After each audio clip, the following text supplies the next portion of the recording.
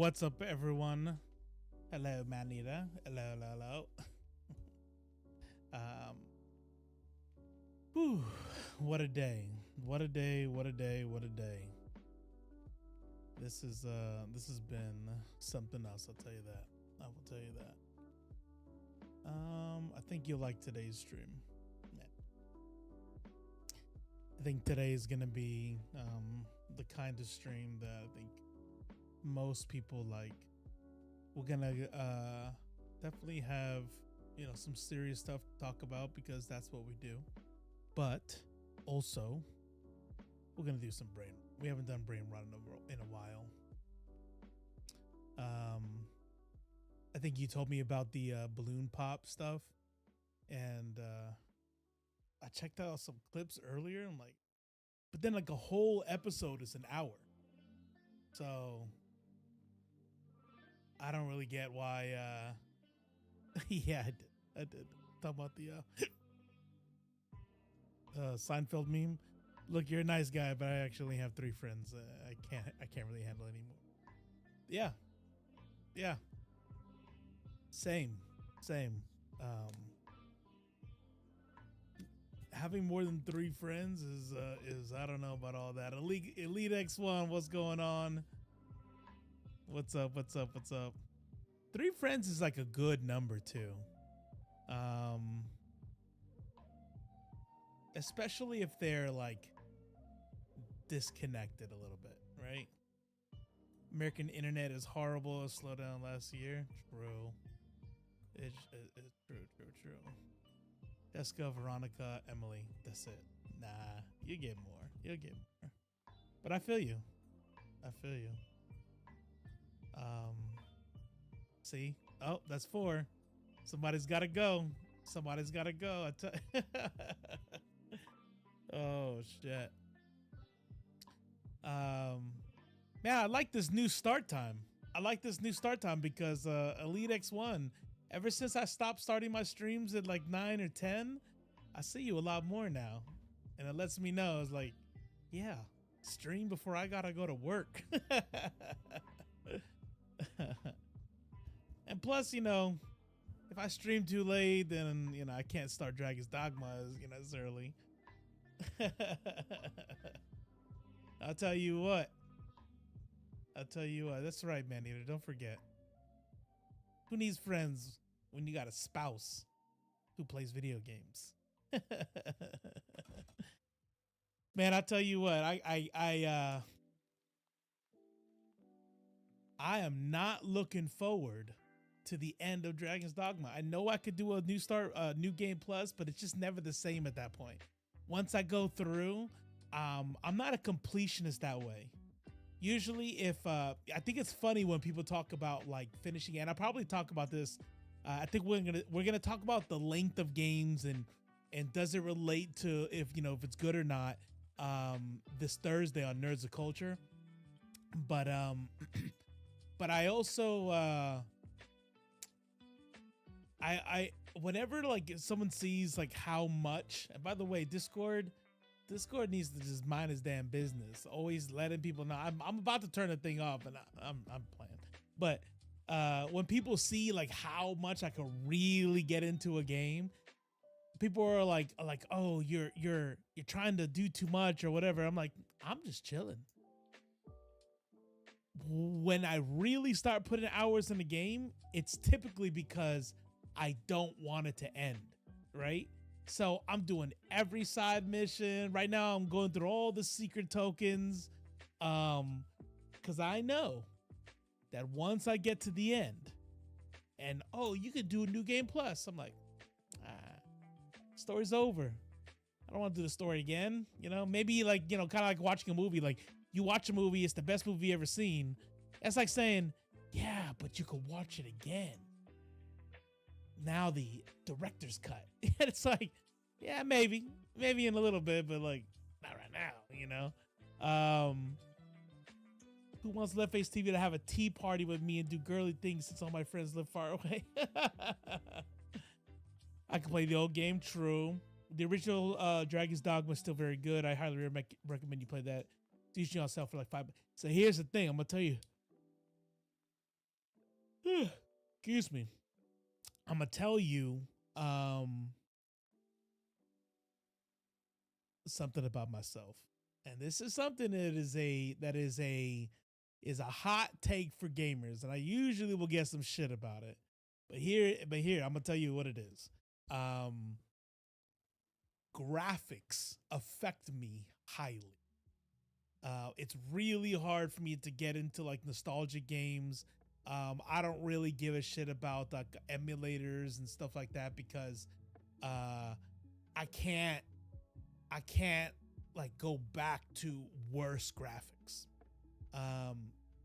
Which is I know I've said that before, but it's like you really there's something, and I'm sure I'm missing out. Okay, all right. Actually, let's check it out. Dragon's Dogma 1 gameplay. Dragon's Dogma 1 gameplay. Dragon's.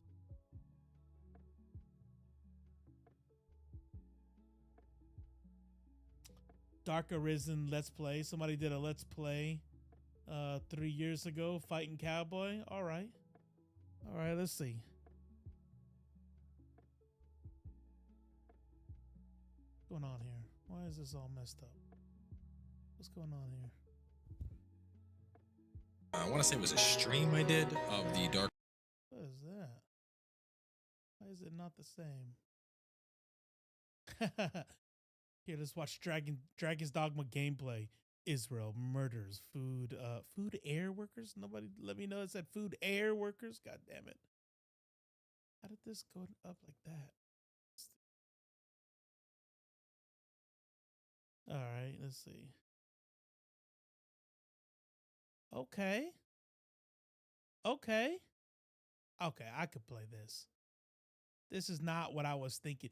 This came out at the same time as Skyrim, damn near. And how did it get overshadowed by Skyrim? This was way better than what Skyrim was doing.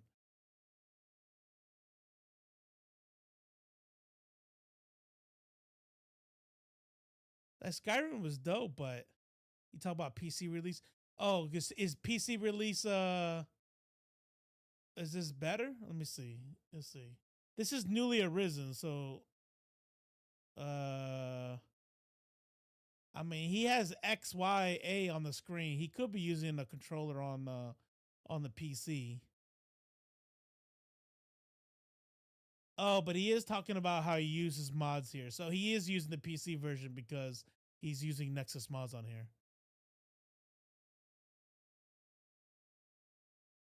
Okay, I see. So when they released Dark Arisen, they what? There's no fall damage on here? I feel like that would have hurt you in Dragon's Dogma 2, that drop. Okay. You know what? I think I might be sold. If something big doesn't drop by the time Dragon's Dogma 2 ends, I'm probably just gonna go to 1. Huh. And then I can see, like, you know, have for myself whether or not it's a soft reboot.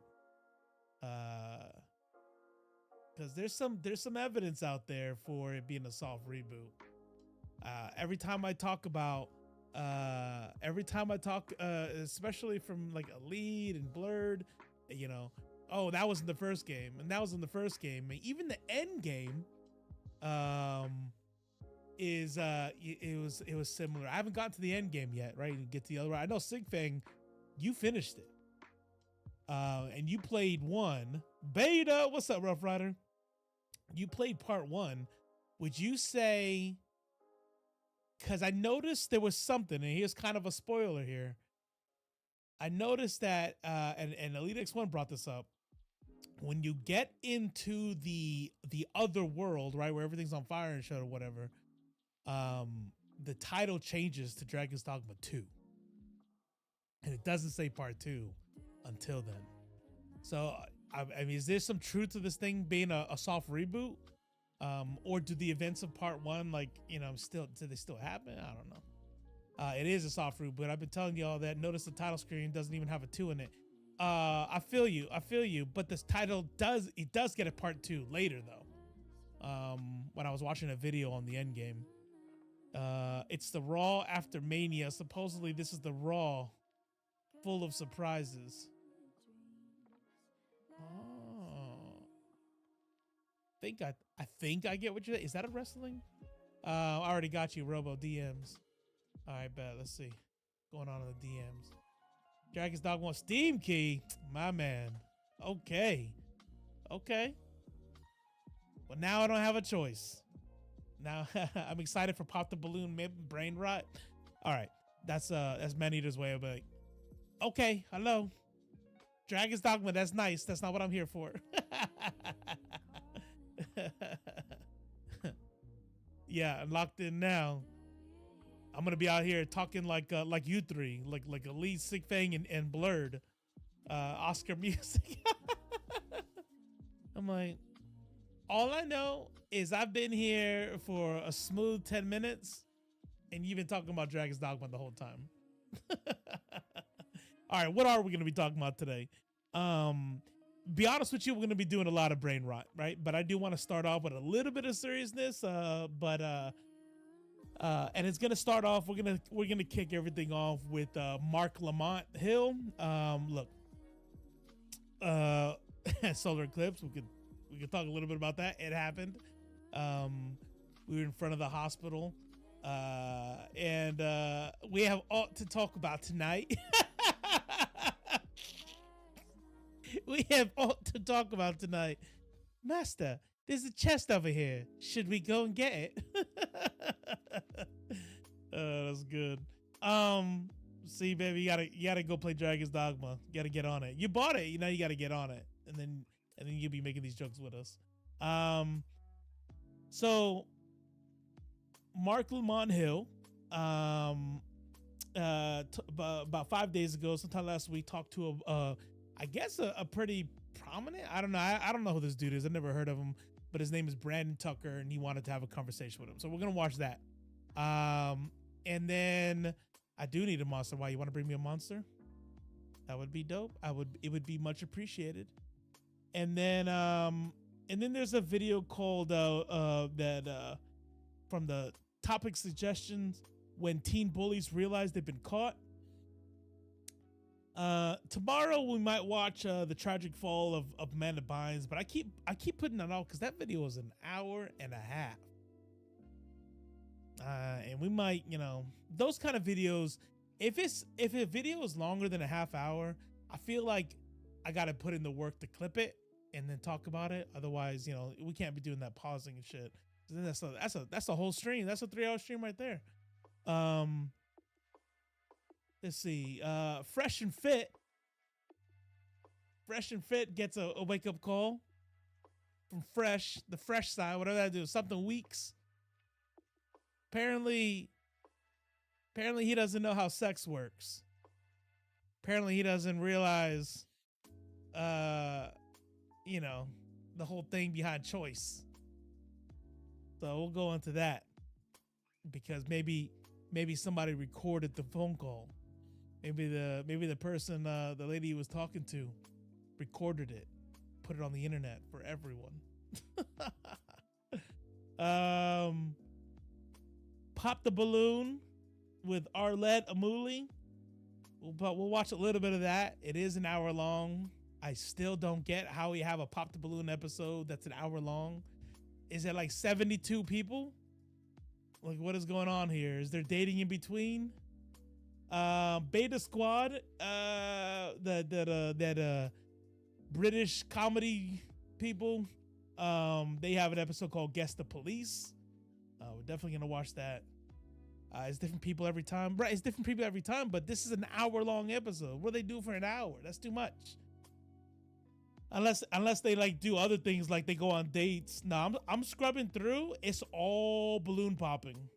It's all balloon popping. That's too much. 1 hour is too much. So we might see a couple of people run through, and then that's it. I will say this much.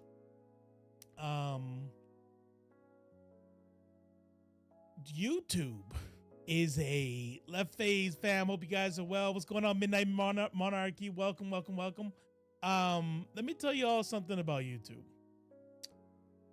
So your boy has a strike, an official strike. For those who don't know, YouTube has a pretty interesting copyright system, and 99% of the time, you get like warnings that really only matter if you're somebody like Blurred and you pay bills with your videos. You know what I'm saying? My YouTube, right? That's what we got this bad boy up here for. I would like to get monetized, but it's not monetized. So whenever you get a warning, it's kind of like, my bad. You know what I mean? I might appeal it. Maybe it goes away. And typically they're algorithm based, right? It's the machine sees something and then it gives you a warning. Who struck? That's a really good question. It's actually kind of ironic who struck. I heard that in my head. You guys are gonna see why I have to correct this right now.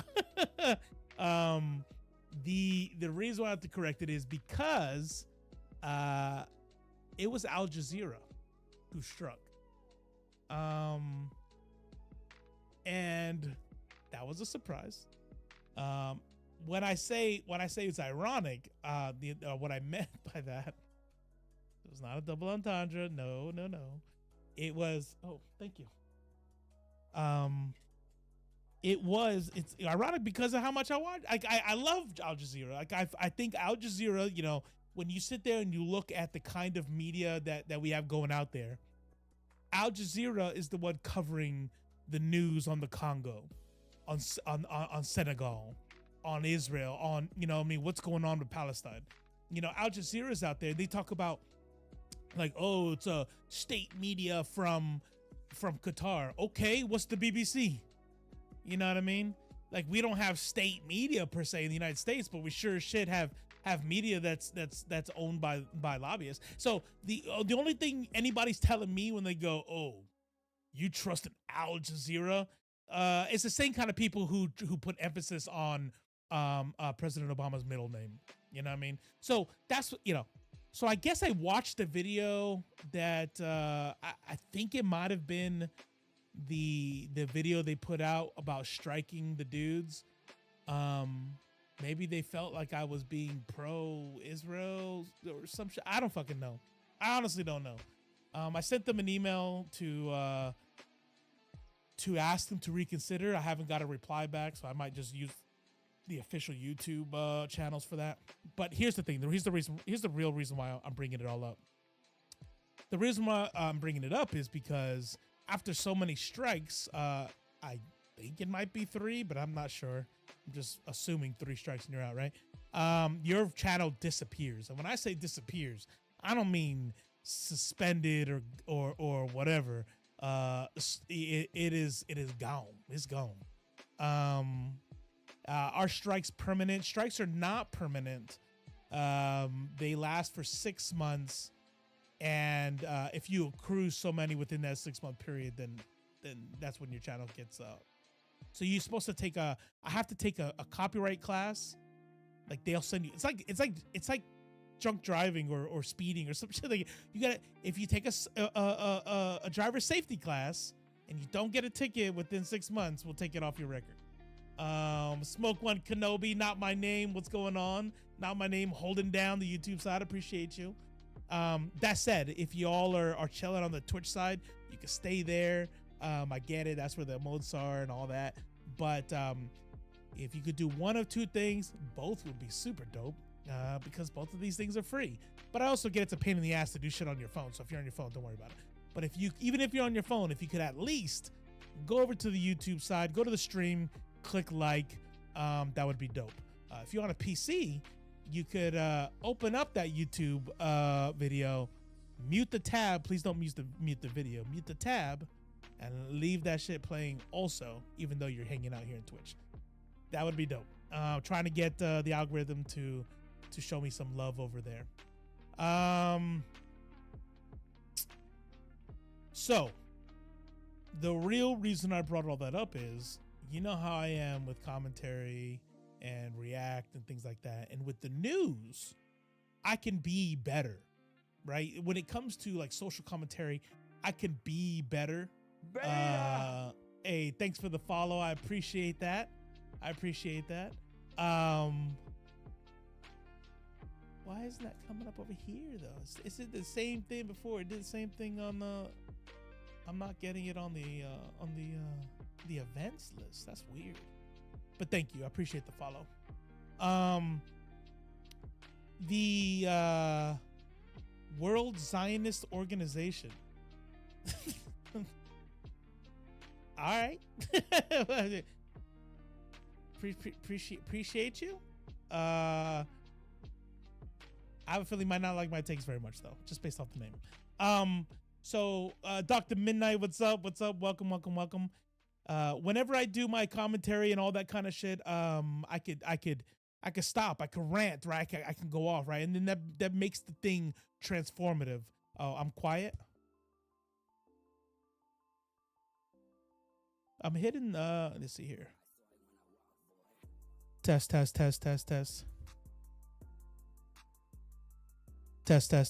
How about that? Am I better? How old is it though? Yeah, I guess it doesn't matter how old it is.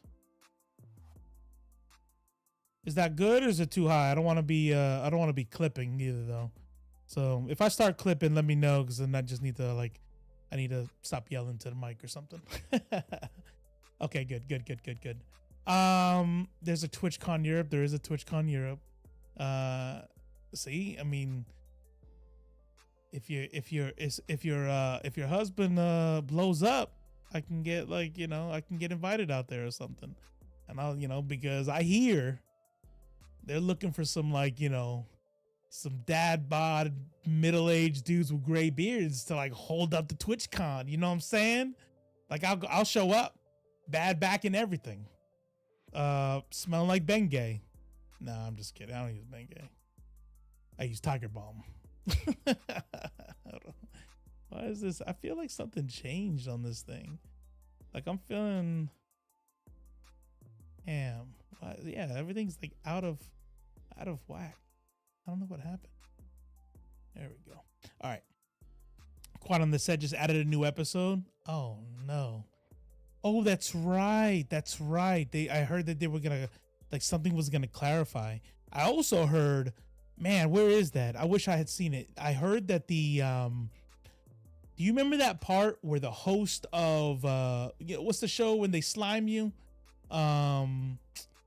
I forget. It was the game show where they would slime contestants and stuff like that.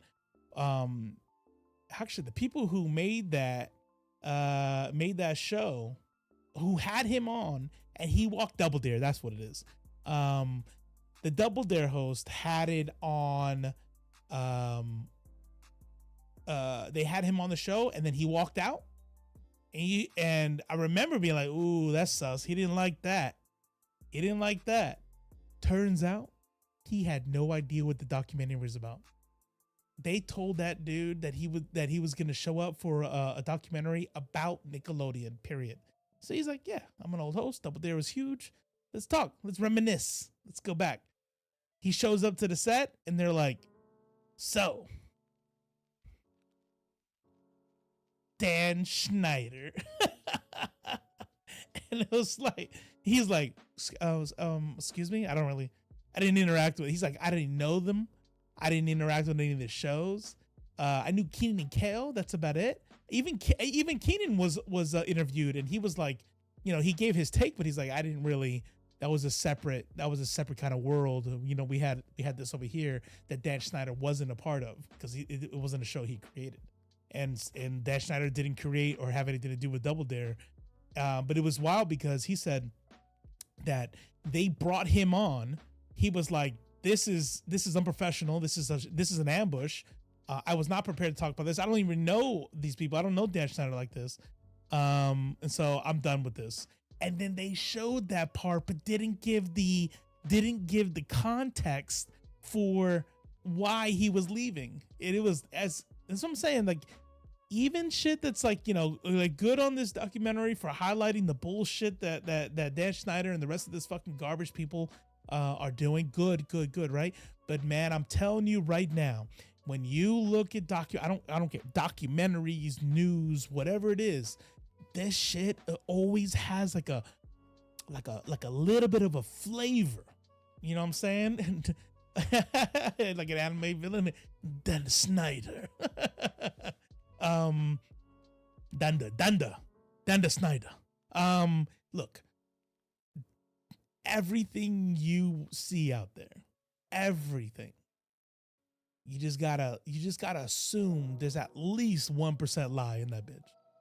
At least, right? I mean, you could be watching the most truest thing ever. Something's bullshit in there. It could be 100% bullshit, but it's always some sort of like that feint of you ever smell like a fart and you're like, but you don't know if it's like, maybe it's like, your neighbor 3 houses down got like something nasty in his trash. You're just like, I feel like somebody, you farted? Nah, I didn't fart. Oh, okay. Maybe they're lying. Maybe it's the trash down the street. Who knows? But something stinks. You know what I'm saying? Like that BS High documentary where the dude they were talking about was part of it, defending himself, and they were debunking his lies after every segment he was in. Damn, that's rough. That's rough. See, don't trust anybody. Always read the script, ask the questions. Let me tell you, they would hate me. They would hate me because I am a question asking mofo. Ask my son. Every time something comes up with a teacher, or he goes to an appointment, or he talks to somebody, I'm like, oh, so what did they say? Oh, they said do this. What did they mean by that? I think I'm supposed to go do this. You think? I mean, I'm with you. I'm kind of confused by that too. Why didn't you clarify? I didn't feel like staying on the phone anymore. Like it's like most people just like, I'm like, man, I'm that annoying ass dude. I'm gonna ask you 72,000 questions until I understand what the fuck's going on. You know what I mean? You're not gonna imagine somebody invites me on a show and says, hey, I want to talk about small streamers, right? And people, the struggle, right? And I'm okay. Man, I'm going to that person's channel. I'm watching their shit. I'm asking questions. You ain't gonna get me. Oh shit. Man, I said a whole lot of stuff about the strike and didn't even get to my point. I need to be more careful with brain rot because brain rot is hard to do commentary and make things transformative, but I don't give a fuck. We're going to watch shit and we're going to have fun every now and then. And even if technically maybe you're not supposed to have that kind of fun, well, maybe if I were to get struck again, then I'll say that whenever we do brain rot, I'm going to be shutting off the YouTube side or some shit because Twitch is not like that. But I just wanted to give everybody a heads up. Like if I ever stop doing brain rot as much when we're simulcasting, then that's why. Let's go ahead and kick things off with with Marc Lamont Hill. So Marc Lamont Hill, for those who don't know, if y'all, I know not everybody is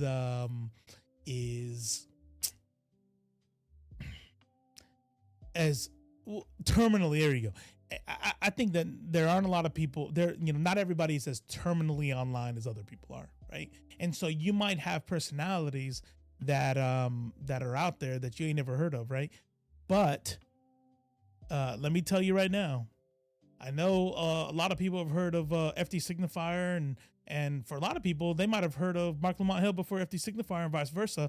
But I'm telling you right now, if you're looking for men of color that are holding up the left and they're out there doing the business, FD Signifier is obviously fucking amazing. And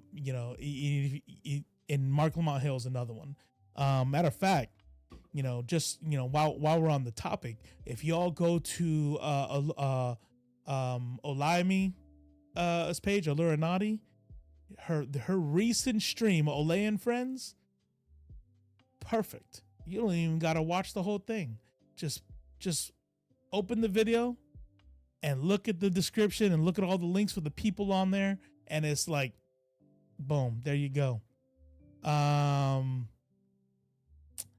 Finally able to catch one live. We'll go back to watch what I missed after your stream. You didn't miss much, Anarchy Hamster. I'm glad you got to catch it. We used just bullshit in the beginning anyway. Nerds of Color is also very good. Just saying, you right. If you're looking for some melanated people to get some social commentary spin on nerd life, Nerds of Culture on Thursdays over on Blur Without Fears channel is where you need to be. LeftFace TV, what's your IRL KDR?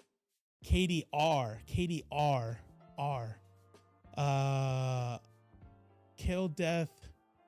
What's the R ratio?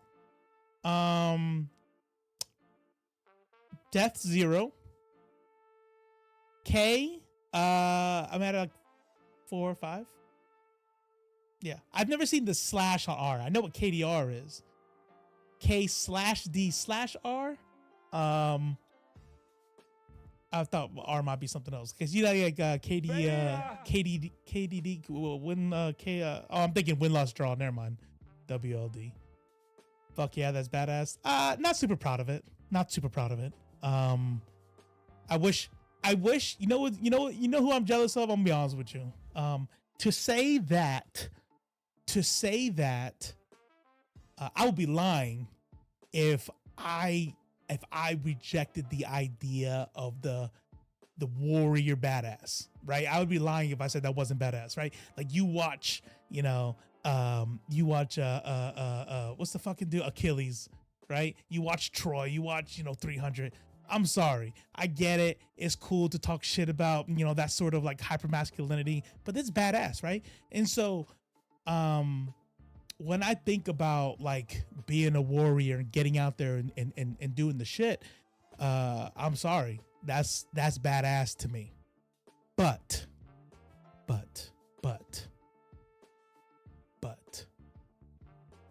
I think I envy people, which I can't think of any other situation other than World War II. I envy, and when I say envy, hold on, time out. I would never want to be one of the dudes storming the beaches of Normandy. That is not romantic. It is not cool. But if I had K's in my KD, I envy the fact that the people who have K's in their KD are people who were killing Nazis, who were literally killing Nazis and fought a war that resulted in ending the Holocaust, right? That's what my kills are not badass. My kills are in countries that we should have never been in. My kills are I can say with the utmost confidence, no civilian casualties. But these are people that I don't want to get too much into it because I don't want to get all like bummed out and shit, and it's gonna make me get into a weird headspace. But I will just say, because I don't want it to come off like I was bragging. I just answer your question. But these people were probably like low level fighters or farmers who were forced into to do what they were doing. And then I was there, and I was a very different person, a very different mindset, and they did a technically illegal, a technically hostile act that made them technically a legal target, and I executed that target. And then, but part of my journey from who I was at that point to who I am today, that was 2012, 2013. So, over 10 years, and my retirement is a lot of time to reflect that, I'm not, those aren't, I don't feel, there's not 1 ounce of, I don't feel badass at all about that. I would even like love to have like something to fall back on. Like maybe, okay, we shouldn't have been there, but I killed that dude right before he killed some other kid, or You know, like I walked in and you know what I'm saying? It's like something in your brain to just be like, yeah, you shouldn't have been there, but that guy had to die, you know? Nah, not really. Not really. They were hostile. They were declared hostile. You killed them. It's not like my life was on the line when it happened. It's fucked. It's fucked up. Are you still friends with Judah Rad or any other IFLC co-hosts? I knew Respawn is in the comments sometimes. Of course, yeah. Judah Rad and I are still great friends. For anybody who didn't know, Judah Rad's going to be a dad. His wife is big time pregos. So that's pretty awesome. Respawn and I are still awesome friends. That's my little sis. But very, very far away, unfortunately. That shit was cool till my first dead civilian casualty in theater. Yeah, no fucking way. Yeah, that sucks. I can't. I'm a leftist, but the way that my brain processes that information is really, of course, empathy for whoever it is that you died and the tragedy of their family. But I also add you to that list of to those lists of victims. And I think that's the biggest departure that from me and other leftists, where you know they'll a lot of people, not everyone, but a lot of people would be willing to spit on you for after you hearing that, right? You know, but for me, I think a lot of us are I don't know. Normandy Beach is nightmare. How can you ever be right again after coming home from that? I don't think you ever can be. Honestly, I think that's what PTSD kind of is, right? I think when you have PTSD, it's your brain is broken, and now the process of therapy and the things that come while you have PTSD isn't nothing you're doing is like, here's how you get rid of PTSD or here's how you cure PTSD. Nope. Everything that happens is here's how you live with PTSD, right? It's very much like grief. It's very much like grief. When you think about grief and you lose somebody very close to you, a lot of times somebody might get the question, when is this going to stop? When am I going to stop hurting? And sometimes the answer is never. You will never. That is literally the human experience. The human experience is full of great things and is full of love and wonder and awesomeness. And it's also full of death and tragedy. Every single one of us will experience the death of a loved one at one time, or at some point. There's no person that's not gonna, if your parents are still in your life and you don't die before them, they're gonna die, and you're gonna have to deal with that. And that's what grief counseling is learning to live with this kind of trauma, not to get rid of it. And I think when I what sucks about becoming left after my deployment is I think that me moving way left actually, this is going to sound weird to say, actually contributed to my PTSD. Because, the violence in the war itself, caused PTSD. I don't think you're supposed to watch people get blown up into little pieces. But once my worldview changed, what's going on, Susan? Okay, good. We're ready to start the stream. We've been waiting for Susan Turpin to show up. She's here. Welcome everybody. This is LeftFace, and I'm your host, Robo. No, I'm just kidding.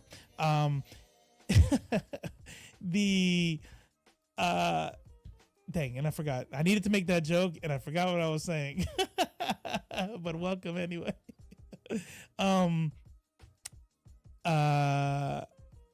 So moving left, I think made it worse because okay, you probably still have it because you're not supposed to see this kind of stuff. But then on top of it, when you got other dudes that are willing to just to embrace that, like, I was a warrior and I went out and served my country and I killed terrorists, and you're able to kind of like use that to cope. I think that helps, kind of carry you through it. But I've talked to many other people. I've got buddies on that same deployment I was on that have moved left. I've moved way left. And not being able to like fall back on a lie, like you're a badass warrior, I think has kind of made it worse. You know what I mean? Because not only do you have PTSD from seeing shit that you're probably not supposed to be seeing, but now it's like, oh, and I'm kind of a piece of shit. I was a piece of shit. That one of the intel reports that I got back was like, well, we don't know. They couldn't confirm if it was an actual Taliban. Like, what do you mean? I mean, he was setting an ID. He's like, yeah, well, sometimes they have the like local population turn the IDs on and off. Still legal though. He's turning on the ID. It's a hostile act. That's what I mean when I can't talk about, oh, we were fighting Nazis. You know what I mean? I saved my friend. Like, what am I supposed to do? Not kill him? Well, I saved my friend. Them little kids were about to get blown up, but I saved them. Nope. Quite possibly, it's a fucking farmer who was forced to go out and turn on an ID, and I killed him for it. Like, it's like, it sucks. Fucking sucks. I'm kicking it with LeftFace, fam, so my day got a whole lot better. Look at you. Thank you. I appreciate that. Eating some dinner, then I got to film a presentation for managerial accounting. That seems like you're gonna have a much less fun night than Midnight Monarchy is gonna have, because we're gonna see if we can avoid a strike by watching some let's say balloon pop dating, Guess the Cop. So look, you can do it tomorrow. Just do it tomorrow. If you're doing online, are you doing online courses? Because if you're doing online courses, I know that's just not due till Sunday. So come on. Remember my motto. Why do today what you could do tomorrow? Let me go back into the intro I had for this video. Because if I cut this part out for YouTube, I lost that intro a long ass time ago. I sometimes I edit these things and I'm like, it's me. I am editing me, and I am looking at my videos as I'm trying to edit going, how am I supposed you started off, that's where I'm going to start. And then you went off and you started talking about how gummy bears are made and teacups in space. Okay, now you're back on it. Okay, cool. I'll just cut that part out. Oh, you're gone again. How am I supposed to make this a single video? And then I just give up and I go back to playing Dragon's Dogma. Did that 15-year-old girl, those cops shot ever make national news? Put that in the, if you find information on it, if you put it in topic suggestions, tomorrow we'll do ACAB. Tomorrow we'll do ACAB for sure. But to get back to it, Marc Lamont Hill, if you don't know who he is, look him up. Great dude, a scholar, a professor in New York State. Maybe the city, I'm not sure, but definitely in New York State. Super smart dude, and an expert on the Middle East and what's going on in Israel Palestine.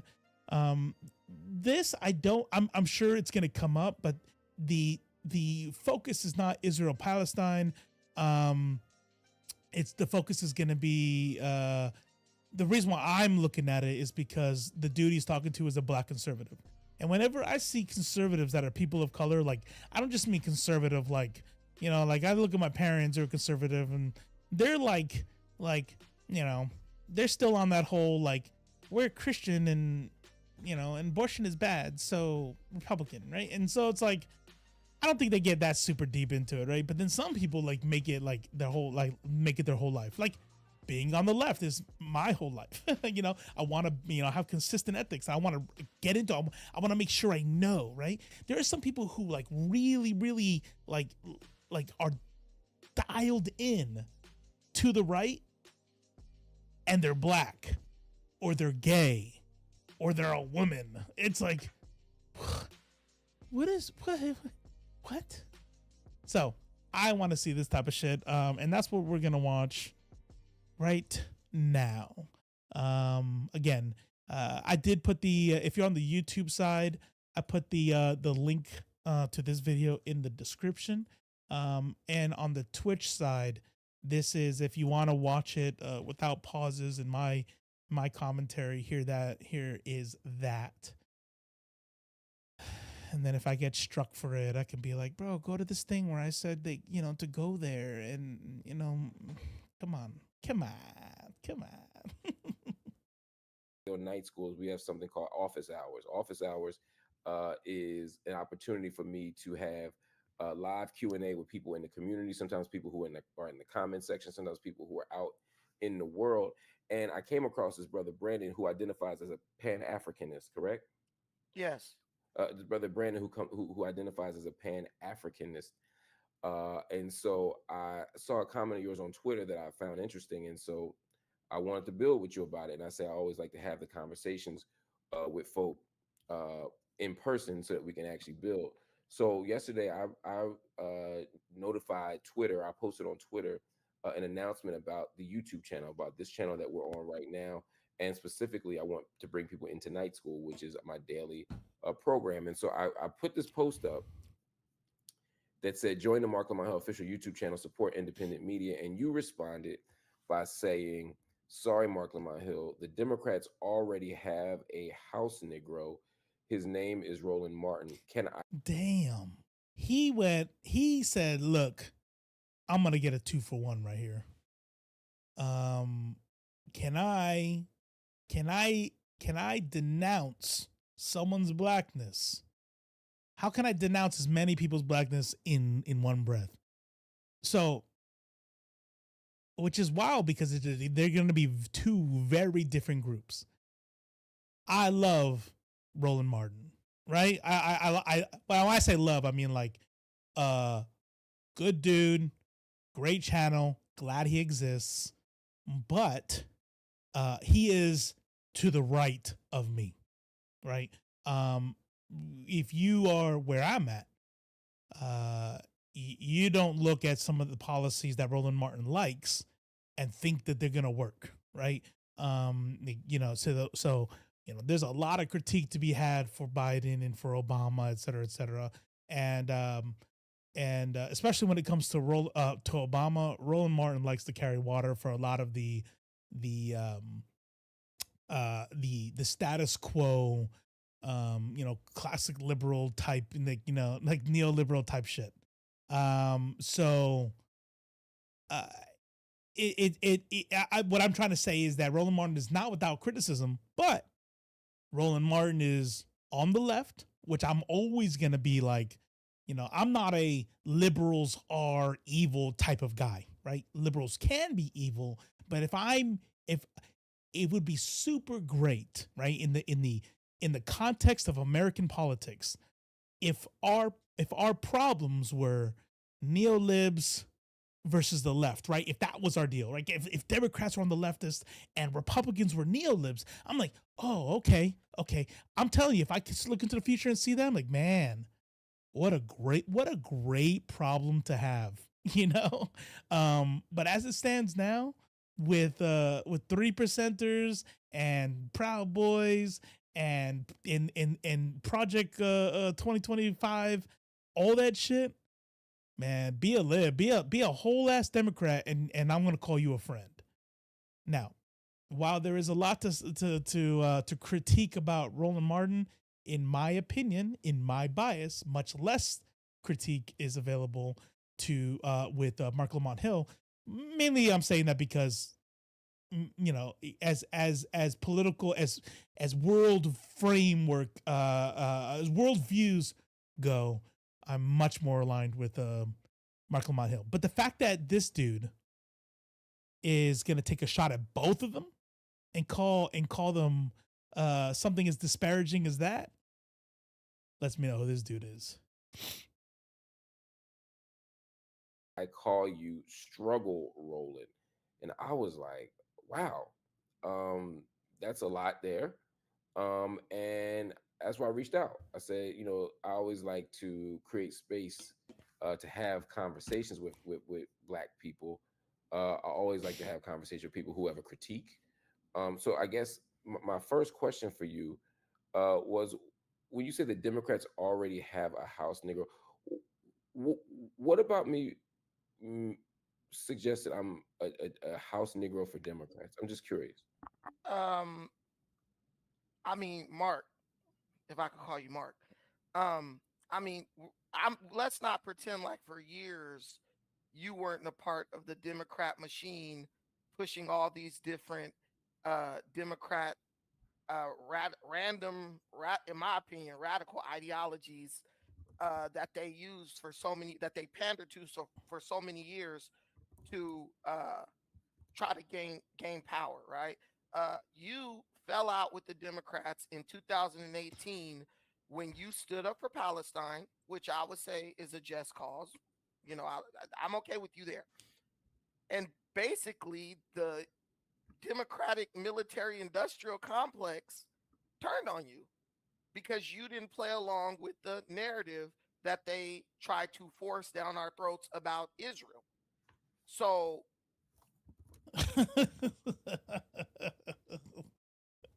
See, I like this. I like this.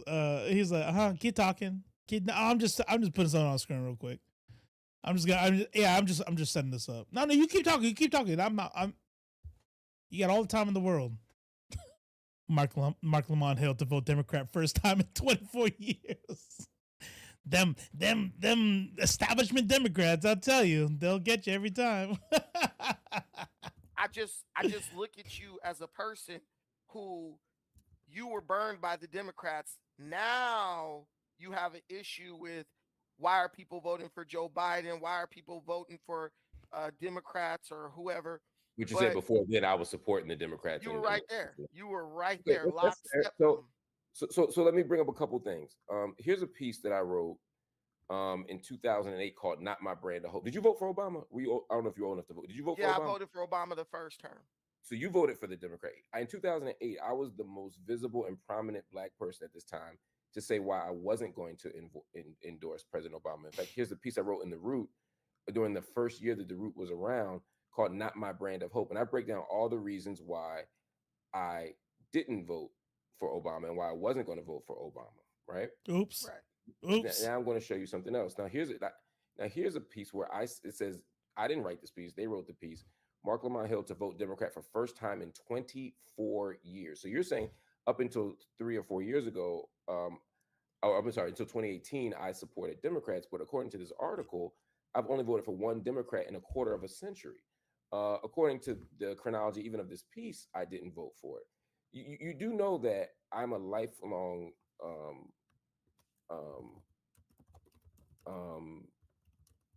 Green Party member. Did you know that? I didn't know you were a lifelong Green Party member. I really make I make no separation between the Green Party and the Democrat Party. It's really the same thing. It's just Democrats by another name. Me, I'm a very straight shooter. How so? Let's just be clear though. You were saying that I was a shill for the Democratic Party, and I'm showing you. Here's another piece of me in not voting. So basically, what he said. First of all, I'm not a Green Party kind of dude, right? So, this dude, first of all, doesn't know that he was in the Green Party, so he's already talking about that. This is why you got to be careful when you come on these shows, right? Because I'm telling you right now, if I'm ever out here and I'm talking shit about somebody, if I'm talking shit about them live, like right here on this show, I mean, don't assume that I've done like all this homework and all this shit on them, right? I'm shooting from the hip a lot of times, and that's what live streaming is, mostly. But if I shoot from the hip and they come and somebody hears that and says, "Hey, Robo from LeftFace, you want to come on and defend yourself?" And I go, "Bet, yeah, let's do it." I'm not showing up there with that. I'm thinking, all right, here's what I said. Here's what they're gonna bring up. Let me do some homework. Okay, even if I want to die on that hill, and even if I want to double and triple down, that doesn't mean I'm not gonna be ready or no. For him to be nodding and go, "Oh yeah, of course, yeah, I knew that," but they're the same. the Green Party and the Democratic Party are the same, let me tell you where he's gonna go. I already know. Here is the way that this works. When your identity, and this is kind of where when we were talking about black atheists versus black conservatives, when your identity is not just the core, but damn near the only thing by which you are going to establish your worldview and your ethics and your morals and what policy you want to see, you're gonna fail, right? Like you have to have, yes, I understand. I am totally okay with being black first or Latin American first or indigenous first. Great, right? But being a humanist better be a damn close second. Because you're gonna fall into the same bullshit if humanism is not a part of your worldview, right? And so here's what he's gonna say.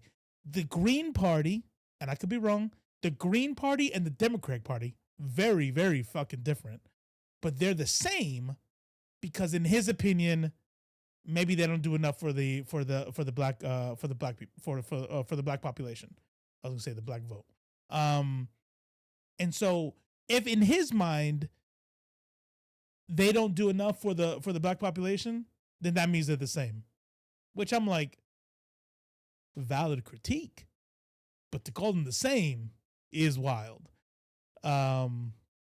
You better do homework before going on these shows. Roland Martin and Dr. Rashad Ritchie will take people apart on their shows when they come on and fall. Oh man, I love it though. I love it. You know what?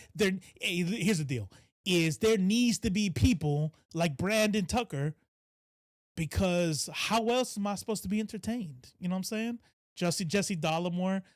Jesse Dollamore, I like a little cringe, a little cringe. I feel like he probably makes a lot. I imagine in real life, Dollamore makes a lot of dad jokes, and loves his puns. I feel like he's a fan of puns. But I really like him as a content creator. For Hillary Clinton in 2018, would you at least, to move forward, would you at least be able to concede that you were wrong, that I keep supporting? No, I'm not going to concede that I was wrong because let me ask a question before you say no. Okay. You said that I consistently endorse Democratic Party candidates, and I've never endorsed a Democratic Party candidate. You consistently endorsed radical liberal policies. Anybody can go listen to Green Party presidential candidate Ralph Nader. He has a podcast. The guy is a Democrat, just a different label. He's a radical liberal, Trump deranged, just like every liberal that you listen to. Ralph Nader's not a member of the Green Party, though, brother. What party is he in? I don't know, but he's not a member of the Green Party. Okay. He's been a member of the Green Party in 20 years. Yeah. Man, let me tell you, look, I promise you, if I hate to be this, I like to set expectations for people. And if you're here and this ever happens to me, I have faith that my people are going to have my back. But if I'm ever caught this unprepared, I promise you, there's only one thing that's going to happen. And that's this. There's no way I'm staying on. There's no fucking way. If I'm like, hey, look, all right, here, how about this? How about X, Y, Z, and this and that? And then they're like, Robo, that's not correct. It's not? Now look this up. All right. Oh. I mean, that was the basis. That was the whole basis of my argument. So, and then I just run. I might not even take my camera off. I just run out the room. I gotta move. I gotta change my name. It'll be too much. It'll be too much. You saw what we did at the open panel, yeah? I love to see it. Oh man, I too would critique the Green parties for being too liberal, especially Green parties out of the U.S. I feel you. But he didn't see. But here's the deal. And see, I like it, right? Because like CG is good faith. CG is super good faith, right? So like CG's looking at it and saying, okay, I see what he's saying though. But Marc Lamont, notice Marc Lamont is not yet defending whether or not they're too liberal or not. He's saying, okay, great, whatever you have to say. You said I support the Democratic Party and I don't. So again, that's where we're at. We're just like, hey, we're just point for point here. Why are you acting like a woman better? Welcome, Tyler the Goat One. My favorite troll. But when he was running for president. And what's up, CG? All the way from the West Coast. Who did he run under? In 2000, 24 years ago? Who did he run under? Yeah, 24 years ago he was a Green Party. Okay, what you got to understand is when I voted for Obama, I was 23 years old. It was actually my first time voting. But once when I was able to see the writing on the wall, I didn't vote for Obama the next term. I voted Republican. And since then, I've been voting Republican. You had a time during. Okay, so just so I'm clear. Even so, when you say you're saying that even though you say I endorse these Democratic Party candidates, right? Not people who are like Democrats or liberals. I didn't say you endorse Democratic Party candidates. What I said is you specifically did. You specifically did, and I can rewind and show you when you said that. Okay. But you now acknowledge that I don't, right? You acknowledge that, right? You were not a member. You never voted Democrat. You were a member of the Green Party. Yes. And you can acknowledge that I said that I make no separation between the Green Party and the Democrat Party, because when you actually did do the digging into the Green Party, would be a legitimate. Does the Democratic Party? You said the Democrat. In case anybody else is making the same mistake I'm making every now and then, right? My brain, I'm listening. There's something to be said about what I'm about to say next. And it might be a little bit of a hot take, but I will say this much. Remember, this dude right here on the bottom, Brandon Tucker, is a black conservative. He's a conservative. He says he woke up and he wasn't fooled again and decided to run under the Republicans. So his aesthetic and what he's saying about how he doesn't find any difference between Green Party and Democrats, sounds like it's like almost coming from leftist talking points, but he's not coming from a perspective of you're not far enough, you're not radical enough to make real change happen, etc., etc. That's not the critique. The critique, remember, keep in mind, the critique is you need to be voting for Republicans, because if you're not, you're a House N-word. That's what he says. So that's wild to me. That's wild. The Party supports the military-industrial complex, right? Of course they do. In what way does the Green Party support the military-industrial complex? Do you hear? In what way does the Green Party support the military-industrial complex? So he has a problem with. Wait a minute. He has a problem with the Green Party supporting the military-industrial complex, but thinks we should vote Republican. All right. Okay. Give me an example. Yeah. Show me. No, I want you to give me an example. Okay. I will be honest with you. I don't look at the Green Party's policies concerning Ukraine and all that stuff. I mostly focus on like Democrat, Republican parties that actually have a chance to win and hold the seat of power. So the Green Party is to me, the Green Party is like someone saying, I vote independent. So let me ask you a different question then. Do you feel like you know enough about the Green Party to critique their policies? Yes, I do, because I've listened. So if you do, then my question would there is a documentary called Uncle Tom 2020 with Larry Elder and Candace Owens, to name a few, to examine the thought process of the black conservative. Now, when you say with Larry Elder and Candace Owens, do you mean it's from the perspective of conservatives? Like it's them saying that that 2020 Uncle Toms are on the left or with Democrats? Or is it from the perspective of the left dissecting the thoughts of people like Larry Elder and Candace Owens? So give me an example of since you say because the reason I'm saying this is because you say I fell out with the Democratic Party over the military industrial complex. But then when I say, well, I'm a Green Party member, you say they're the same, and I say, well, the Green Party doesn't support the military industrial complex, and you say, well, I don't know enough to have that conversation. So let's talk about a different issue. The Democratic Party supports. Hey, Tyler the Goat is harmless. Tyler the Goat is harmless. All right, he's okay. I mean, you do you.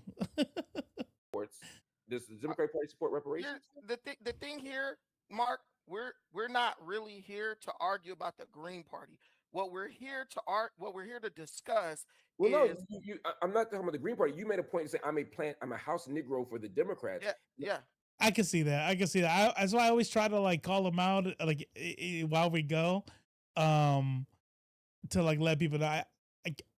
He's here pretty consistently doing the same thing, and I don't know. He's harmless. He's harmless. He's all right. And I'm not a Democrat. Listen. Let's take Democrat out. Liberal, so let's radical liberal policy. Okay, so radical liberal policy. Okay, so as black people, right? I'm a Pan-African, so I focus a lot on black people, but white people are great too. They're Americans. I'm an American. I love America. Mark, we are at a crucial stage in the trajectory or downfall of our country. That's not the time to get lost in the weeds arguing about the ins and outs specifics of the Green Party. Here's the fact. Here's the fact. No one from the Green Party is ever going to be president.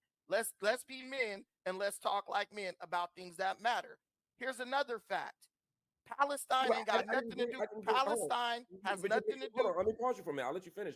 But you're misrepresenting the conversation. The reason why I'm calling you I only brought the Green Party up as a direct challenge to the unfactual statement you made that I have endorsed and been a member of the Democratic Party. In fact, you specifically said that I fell out with the Democratic Party in 2018, which is untrue. So I only brought the Green Party up as a contradiction of that. But we can move on to the point that you're making. So you say that as a panel. I like that. It's like he's like, look. I know. I don't want to make it, man.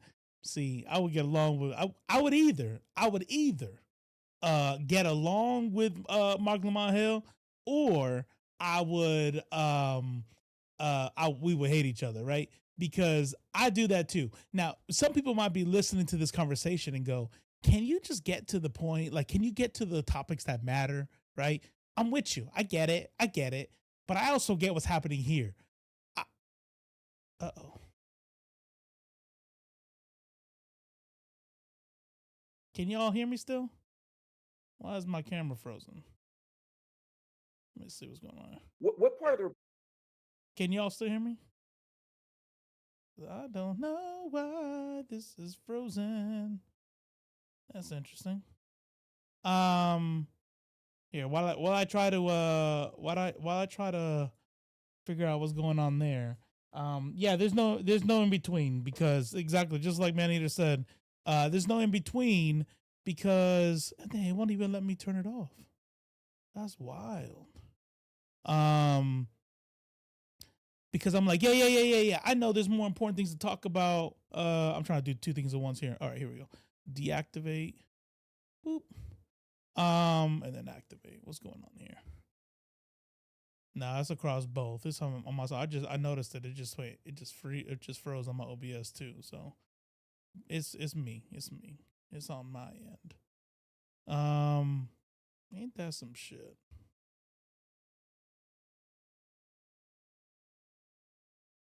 Let me see if I can turn the other camera. F-35s. Look at that. Look at that. Maneater out here subbing people. There we go. Oh, it's still frozen though. What's going on? What's the deal, Steel?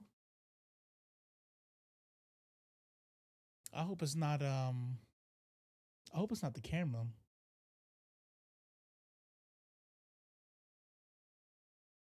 Here's how you end all the dumb shit. Who's the Green Party candidate? Yeah, so that my thing is though is like, it's like, what it is for me is where's the window? Yeah. God damn, man, what the fuck?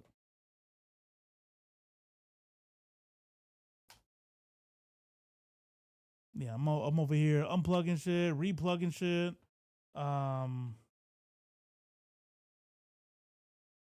Radical liberal Ralph Warnock. Oh shit. Here's what I'm gonna do.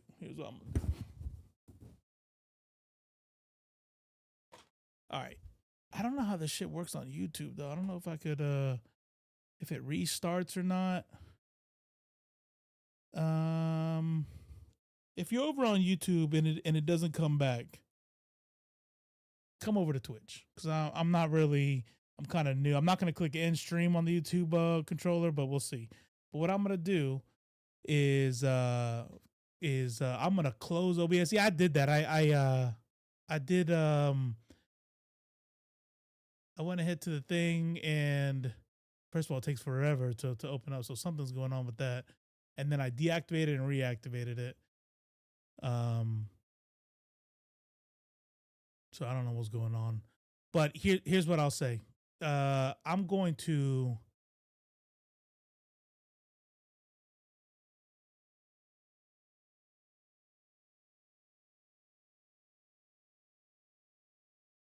I'm gonna shut down OBS and I'm gonna restart it. All right. So you guys are gonna see this go off for a second if you're on the YouTube side. And if I don't come back, just come over to Twitch because I don't know how to start it in the middle of a stream like that. I will be right back.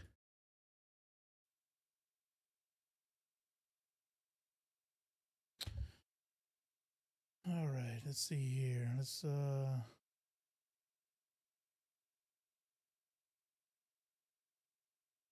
get this back there. Hit that some shit.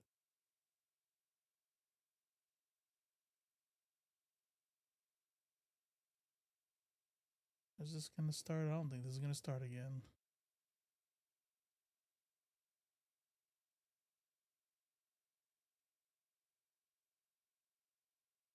Damn, ain't that some shit? Oh, nope, it came back up on YouTube. Hey, okay, so it does go back up. Okay. Midnight Monarch, appreciate you. Okay, all right. I had to turn on my other camera. Don't know what happened. Really hoping that the main camera did not shit the bed, because that is a different camera. That is that one was more expensive. Oh man, that will hurt if it was the other camera. I'll tell you that right now. That will hurt. There we go. So now what I gotta do is I gotta come over here and then make sure that this is back on. I gotta add that camera here. Dang, I gotta add it to each one. I guess I can't let's say cam link go. Gotta bring that down. So yeah, you guys get to see how the sausage works out here. All right, come on. Yeah. There we go. And then shit. Gotta redo this one too real quick and then we'll get back into it. And then we'll see. I know it's kind of a long time.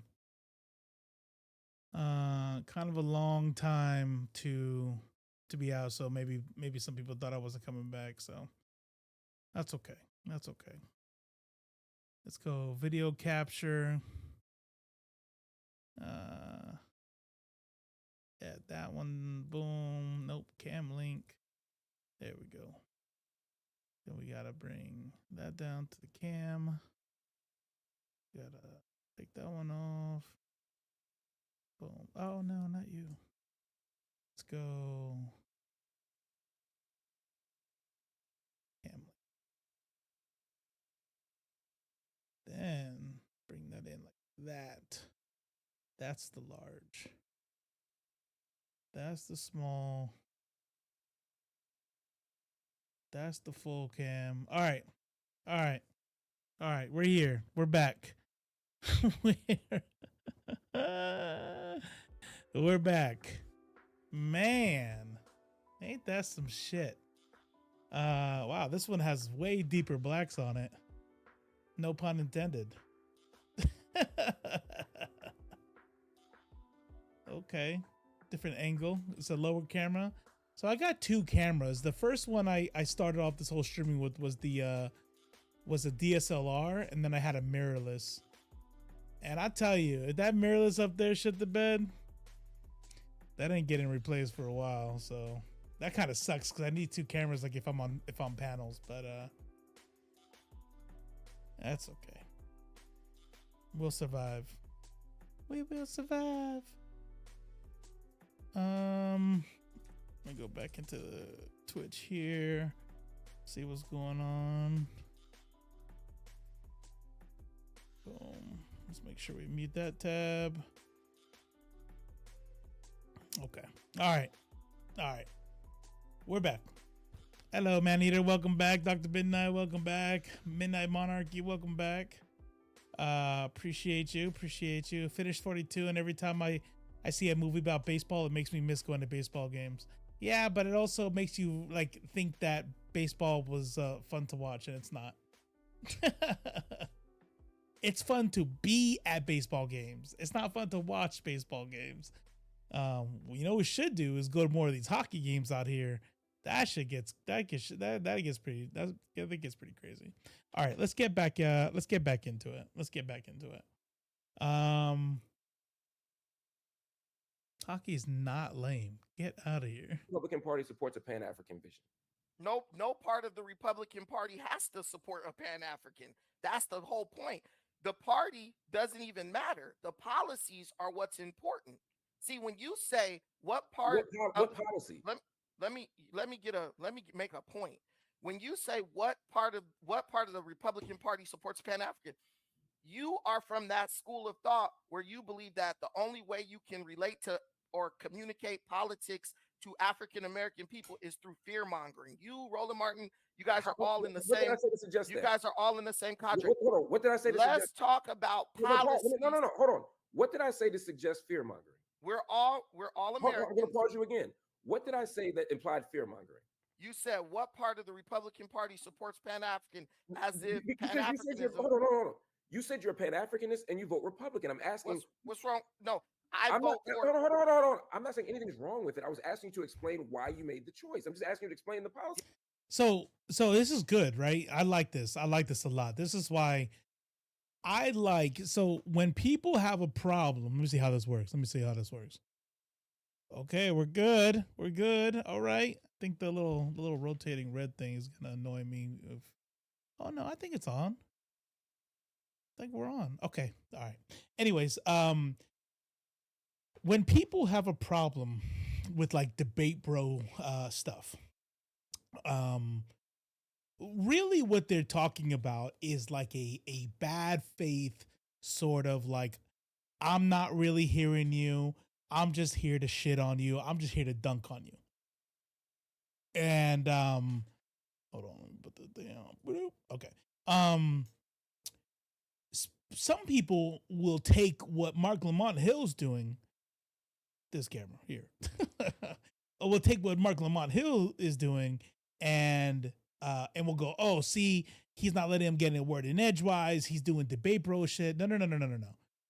This is good debate skills. This is somebody who's saying, hold on, time out. You're in good company, CG. I'm pretty sure I'm the only one in this whole channel who likes debate bros, watching debate bro stuff. I actually don't like watching. Like, I like it when I do find some of it entertaining. A lot of the times I find it very frustrating. And I find it mostly ineffective. I know what it's for. It's to entertain me. It's not changing the world. But this right here is not him doing debate bro tactics. This right here is, see CG, everybody. I don't know anybody who likes any of it. This right here is holding him to a point. It's not letting him wiggle out of something, right? So first he says, I'm a Pan-Africanist. A Pan-Africanist. Remember what got him invited on this to have this talk in the first place?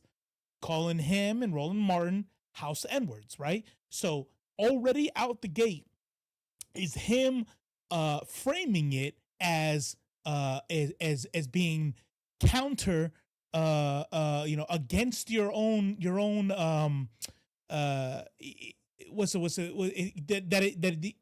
question, putting his blackness into question, saying that the anti-black for being a Democrat, which by the way, there's probably an argument for, okay? But he's not talking about that. He's saying, I'm clowning you because you vote on the left. Already said he's not for Democrats, but it doesn't matter to him, right? He's already moved the goalpost a little bit and said, nope, well, the Green Party and the Democrats are the same anyway, yada, yada, yada. Great. So since I'm a house N-word for being on the left, right, explain to me how you're not. Explain to me how you woke up and that the Democratic Party does not coincide with your Pan-Africanist views. Great, got it. How does the Republican Party do that? And then he's gonna shuffle out of that question too, and that's good. That's not being a debate, bro. That's him holding him to a point and saying, no, answer this. Yes, I am a conservative. I have conservative values, just like every single black person in America.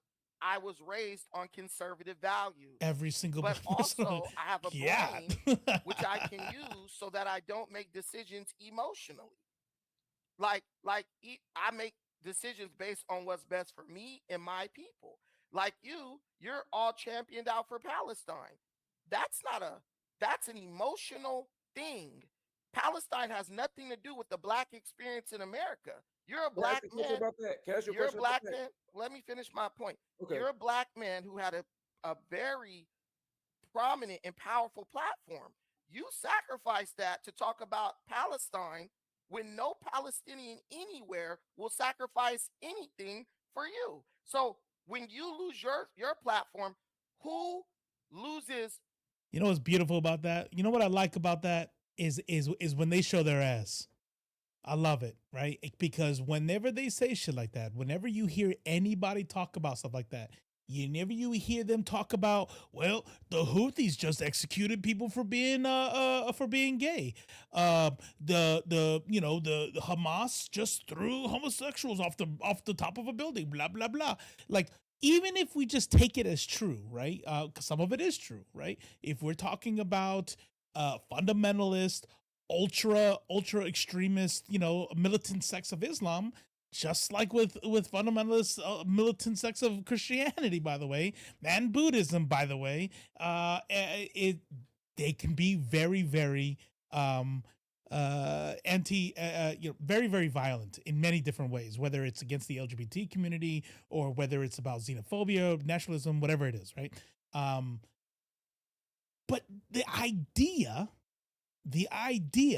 that you can only hold principles if they are the perfect victim, right? Like, you cannot be against genocide. You cannot scream against genocide. You cannot tell your country not affecting black people. What are you talking about? You are a member of this country that you say you love. You cannot scream against your country funding a genocide because they wouldn't like you or because they wouldn't make the same. That's not how my principles work. And I hate to paint with such a broad brush, but I have never heard a conservative who makes the argument about why I should or shouldn't care about a thing that wasn't individualist in nature. Anti-solidarity behavior, absolutely. Thanks for the follow. I appreciate you. Dom Pagzula. A piece on the chessboard, not Palestine, African American people. Okay, so you're saying you're primarily focused on exclusively focused on the issues of black people in America. I'm not. First, I'm focused on issues of African Americans because I am African American and we're in a bad place politically. Second, I am focused on the issues concerning all Americans overall, because I Transfemcel, appreciate the follow. am an American, Right, whether but that be white all right, Americans. Man-Eater's out here nuking Tyler the Goat, my favorite troll. But what's up with Silux? Huh? Play it. but Americans are so do whatever. one thing for me. Define Pan-Africanism for me. Pan-Africanism is the belief that all black people around the globe should come together politically, politically, spiritually, many might argue, and Packus one, appreciate the follow. CG out here giving a community sub. Appreciate you. Thank you for the gifted sub. economic. Okay. Just if you're black, no matter where you are on the globe, you should be of the mind that in a mindset that favors the collective progress of black people. Fair enough. So I only have 2 minutes left, but I wanted to just get this. Okay. But none of the 2 minutes left, but we're only just over half of the interview. So I'm gonna go ahead and say that Marc Lamont does not leave in 2 minutes. What's interesting about this is that the way that the double speak works, this is the same shit that Candace Owens does. This is the talking point. This is the script for the black conservative. And the black conservative says this: we need to look out for our people.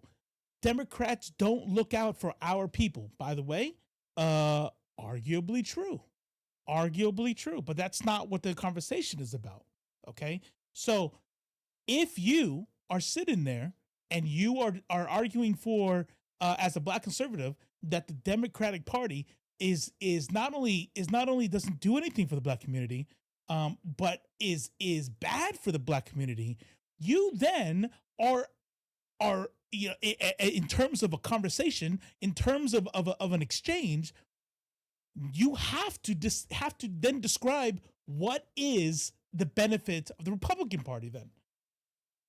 So as a Pan-Africanist, where you are black first and black everything, but you notice as a black American conservative, right, he has to then toe the line, the Republican talking points of all lives matter. So how do you put Pan-Africanism at the top of your list, your blackness first and foremost, but join the party of all lives matter? That means in the same sentence, you got to talk out of both sides of your mouth.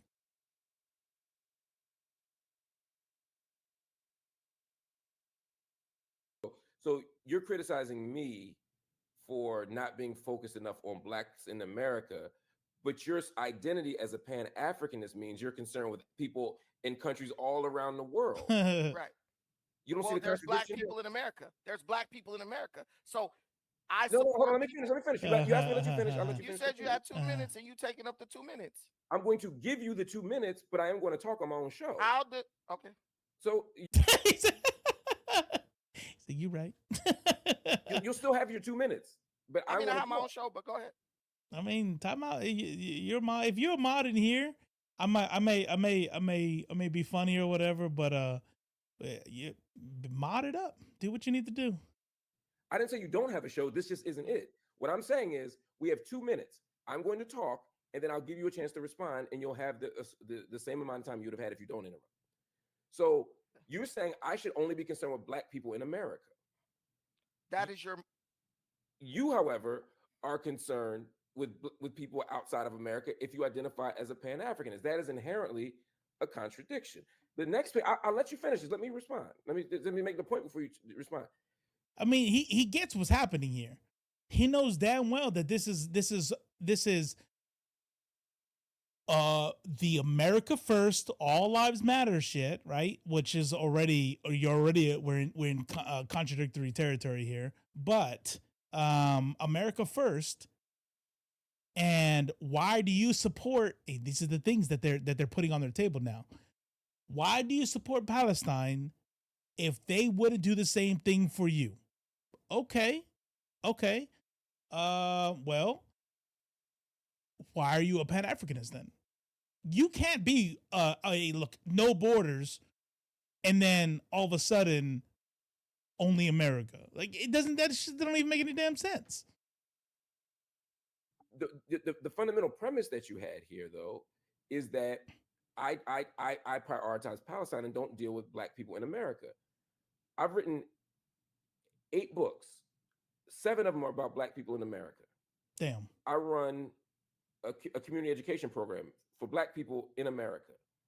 How many books written by Marc Lamont Hill do you think Brandon Tucker's read in preparation for this meeting?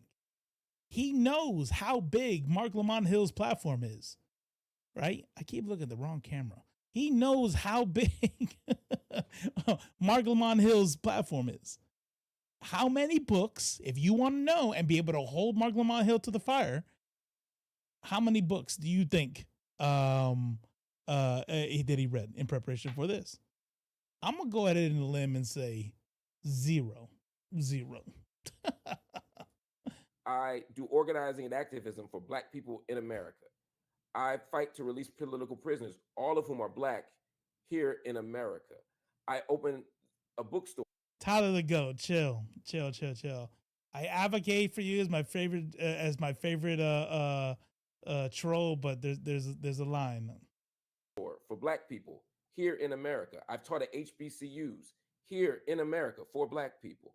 All the media platforms, BET, the Griot, the Root, all media platforms, Black America. So I have 2 questions for you, right? And then you can go at it however you want. And for the full 2 minutes, you ain't lost a thing. First question is, what am I not doing for Black America that is sufficient? And the second question is, if you care about Black people all around the globe, then why not deal with the Black people or the African people who are in Palestine? Boom. Those are my 2 questions. Okay. So I'm just gonna make this straight to the point. African American people, our people who live in America. That's not what Pan-Africanism is. Pan-Africanism. And you can't then shift the goal to our people here, African Americans only, if you want to have that. This guy is a dumbass. And this guy's a dumbass, and I'd be willing to bet dollars that if I went to this dude's community or had access to this dude's analytics, what do we know about the demographics of these types of people? They are signal boosted and uplifted by white conservatives because they are doing the thing. I'm going to say something that's maybe a little controversial, but you know what the fuck this is? This is minstrelsy. This is minstrelsy right here. This is why he has the platform. I don't even know who this dude is, but I'd be willing to bet money that everything he does is monetized. I bet you, I wouldn't be surprised over 10,000, if not way more than that. You know what I mean?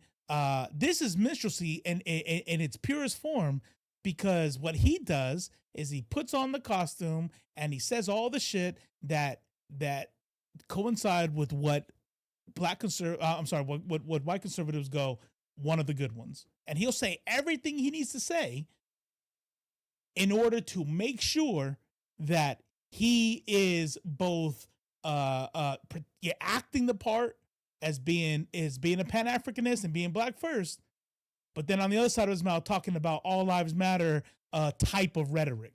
You know what I mean? Or America first type of rhetoric. Our political ignorance actually impacts the rest of the world.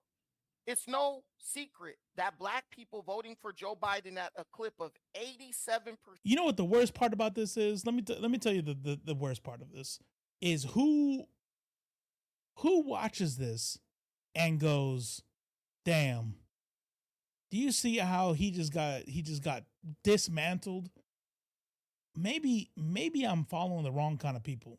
Maybe I need to second guess my thought process here. That shit don't happen. If anything, they'll be like, man, you killed it. You killed Marc Lamont Hill. And at best. And worst, they'll go, Man, Marc Lamont, yeah, you could tell Marc Lamont here was scared because he didn't let you talk. He didn't answer any of your questions, and he didn't let you talk. He didn't let you make your points, and yada yada yada. You know what I mean? Like, and it's like, no, he was just letting you know where you were stupid. Was the number one reason why he actually was able to take the White House. But Joe Biden's presidency directly led to war. Whether it's the encouraging of Ukraine to join NATO that him and Kamala Harris engaged in when they made an agreement with Russia not to do so, or if it's the rubber stamp, or the rubber stamp that Biden has given to Israel to commit genocide in Palestine. What I'm telling you, Mark, is your priorities are messed up. If you were a black man focused on black people in America, not just sitting up trying to talk about LGBTQ and all this stuff that these are not talking about, though. You still haven't answered the question. Interrupt you though. You did interrupt me. Actually, you did interrupt me 4 times. Remember, we had the whole exchange about not interrupting. I'm asking you to answer the question though. I've asked you 3 questions. You've answered one of them. Mark, I'm making a point here because we're lost. Mark, listen, I don't think you understand how I do these kind of debates, how conservatives everywhere do these kind of debates. I'm going to say a whole lot of stuff, right? And they are the talking points that nail home what my followers want to hear. And then when you respond, I'm not hearing any of that unless you fall into any of my traps. If you fall into a trap, then I'm going to hear it, okay? But if you don't, I'm just going to ignore all of your questions. And then when you try to let me know that I'm not answering questions, I'm going to blame you for that you don't let me make a point and that you're not letting me talk. This works out very well for my very, very stupid followers. Lost in the weeds. What I'm telling you is you're so concerned about non-issues that the people, your people who really need direction, black political ignorance is not only killing America, it's killing the rest of the globe. Everything you are fighting for is directly impacted by the vote of African Americans. If Biden didn't get an overwhelming amount of the African American vote, we wouldn't even be having war in Ukraine, which I believe led directly to the situation in Israel, because we would have had Donald Trump in office, a president that is proven to be anti-war, even if it is only for economic reasons. That's just not true. Okay. Donald Trump specifically said that if he had been president, he also would have told Netanyahu to do what he's doing in Gaza. So how will we not be in the same situation? The United States cut UNRWA under Biden. Trump cut it before Biden did. So there's not a single policy that you could name that Trump has demonstrated that would be different in Israel. But you still didn't answer my question. Okay, what is the policy that affects black people that I'm not dealing with? Just tell me the policy. The policy that affects black people, it's not even the policy, it's the lack of policy. You're not talking about you're not explaining to black people with your great political mind. Hey, listen, this is what, as a group, if you want the prize behind door number 1, this is what you need to do. You don't engage with our people on that level. You mean like political education, political leadership type stuff? Politically educate your people. Gotcha. A lot of people listen to you. You have a big platform. You're teaching me here now. I wrote 2 books on this topic, giving political education to black people. Did you read either of them? Mark, I haven't read any of your books. So is it possible that everything you're saying?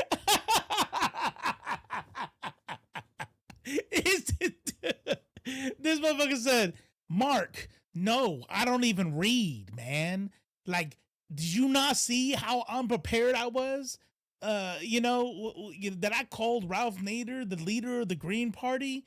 Why would you ask me a question, Mark? And he's proud of it too, bro. I barely read, man. You know what I'm good at? I'm good at saying shit white conservatives love to hear come out of my mouth, because that's how I pay my bills. Because of course I didn't read your books. Thing I don't do is in those books. Do you talk about it on your platform? Yes. Every single night we do this. In fact, right before you came on, I was talking about reparations. You talked about reparations. That's a whole nother conversation. But you're talking to a black conservative. You don't want reparations, because reparations, you know what reparations mean to conservative? So by default, the black conservative who who is just going to parrot everything else, that means money injected to your bank account. Boom, reparations done. That's it. That's all reparations is to conservative, because they are either misinforming or have been misinformed. And there is one thing that conservatives are really, really bad at, and that's nuance. If you make anything too complex, they cannot wrap their head around it, because that is not how their worldview works. You know what I mean? Do not mention being a prison abolitionist. You can't, because the minute you take longer than 3 minutes to explain what that actually means, you have lost them, and they are saying that you think that rapists and murderers should be free. You want to know a good example of that? Just look at old girl from TYT. What's her name? Anna Kasparian. Look at Anna Kasparian. Look at the bullshit that she's spinning whenever she tries to subtweet Olay. These people cannot that's why, look, if you like religion, if religion is your thing, that's great. You know what I mean? But there is something to be said about people who need every aspect of the unexplainable to be explained. You know what I mean? To where, like, newer denominations of these teachings, like the Mormon religion or Jehovah's Witnesses, will go, damn, did you see what those ancient texts said? They're kind of confusing here. You know what we should do? We should add to it to make that even explain. Like, we cannot have any complexity. I don't want any complexity. I want to know what happens after I die. I want to know how the world was made. I want to know everything. And if you try to tell me something different that's too complicated, then it's wrong. It's fake. You're lying to me. You know what I mean? And so when we talk about abolition, when we talk about reparations, when we talk about land back, when we talk about any of this shit, to a conservative, land back means ejecting all of non-indigenous people into the ocean. You put into a giant catapult, and you put in all white people, everybody. You know what I mean? The only people who get a pass are the people who are brought here against their will, right? So if you're not black or indigenous, you go into a giant catapult and you get thrown towards Europe, and hopefully you make it. That's what land back is. Kind of based, but no, just kidding. In abolition, prison abolitionism, police abolitionism, you know what that is? To the conservative brain, that is taking the keys, unlocking prisons, and going, be free. You know, it's the prison abolitionists, let my people go, and then everybody leaves. The rapists, murderers, everybody's out. It's out. And by the way, no law enforcement. And reparations, that is $1 million for every African American, and reparations is done. That's what reparations is. Reparations is not the most important thing for African Americans right now. Reparations is something that's so far, it's way long term, and it'll probably never happen.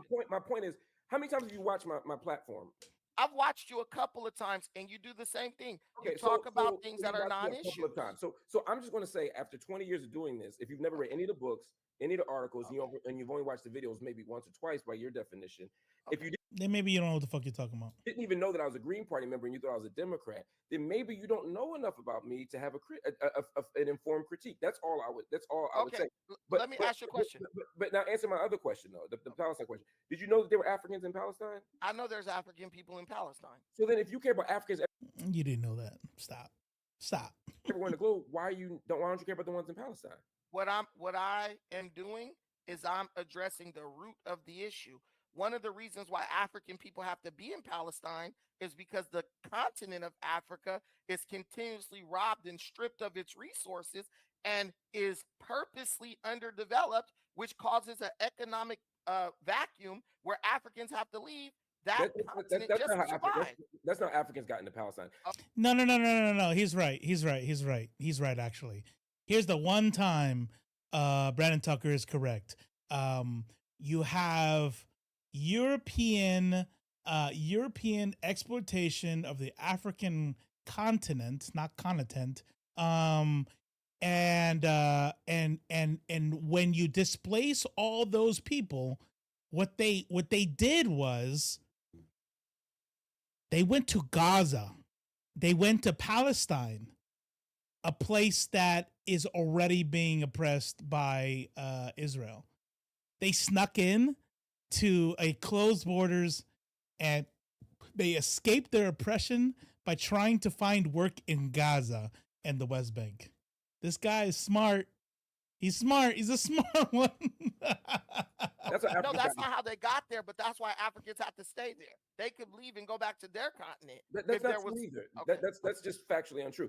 I think you're confusing Africans in Palestine with Africans in Israel, because I think you're right. If you're talking about the asylum seekers in Israel, that might be true. But I'm talking about the Africans in Palestine.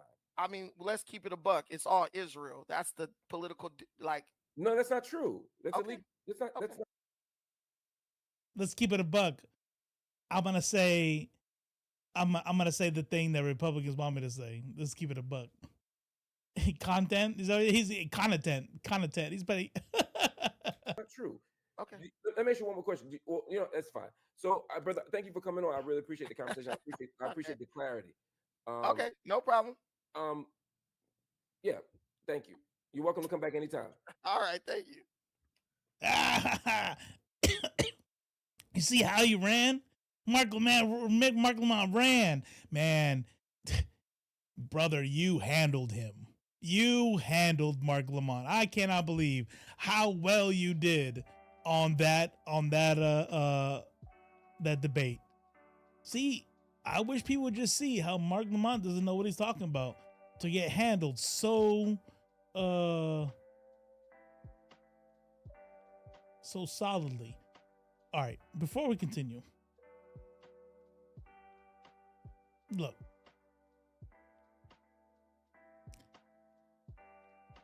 when it comes to abortion, this is all right. We're kind of done with the serious stuff. If you're still here, welcome to Brain Rot. Matter of fact, let me take off the politics thing on the Twitch side. We're changing this to just talking, and I got some really bad news today about my. I am no longer here.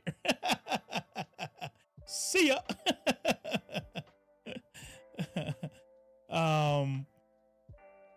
I got bad news regarding my son. I probably will share it with you guys soon, but not today. Not today. But every now and then, if you've been here for a while, you already know. But every now and then, I like to just we're gonna chill, and it's not gonna be totally off topic, because we're about to talk into, how red pillars and how they react when they, how traditional are your views actually? How traditional do you actually want women to be? What's his name? Weeks. His last name is Weeks. He goes by Fresh on the Fresh and Fit podcast. Somebody that he was involved with decided to let him know that she was pregnant. Now, I will say this much. Being the kind of guy who talks about the traditional values and what's wrong with dating today and what's wrong with women today, you might expect that he probably said, you know what, you're pregnant, let me be a father, right? Because he also talks about fatherlessness, right? He's one of those kinds, by the way, where you're sitting there and you know what the problem is? Fatherlessness. That's one of those red flags for me. Hope you and Maneater and the rest of the fam are doing all right. The LeftFace fam has got your back. Thank you. I appreciate that, Midnight. I appreciate that a lot. So I mean, look. That's clearly what we know from what the red pillars talk about. Traditional values. Bet he's about to tell her, look, you better not get an abortion, and I'm going to be a father because I am not going to contribute to fatherlessness. Right? That's probably what happened. What? I want the baby because I don't want to God damn, that was loud. All right. Kill the baby. I don't want to kill nobody. I don't want to. You're not. They just give you a pill and then it's over. No. I'm pregnant. No, but that's what I'm saying. The pill, they just give it to you from a doctor and then you're good. I am pregnant. I can't pretending like nothing happened. I can't. In my religion, we don't kill. You're not killing. Okay. You're not killing. Oh. I want to keep the baby. Okay. Well, like I said, I just don't want any kids. You know? Okay, so what you gonna do? And what you gonna do to me? Nothing. Well, why did I do anything to you? Nothing. This is a language barrier. She's not asking, what are you going to do to me? She's asking, you're going to pay child support. What are you going to do for me? What are you going to do for this baby that I am not aborting? You know what I mean? And you know what? I love to see it because let me tell you something. They love to mischaracterize exactly what's going on when we talk about choice. But I personally know plenty of people who fight for choice and would never have an abortion, right? I know people who fight for choice and think, and in private, right? Because they don't want to be like, they don't want to get attacked or whatever. But they're like, they personally find any abortion that happens out of convenience to be, I've heard people say disgusting.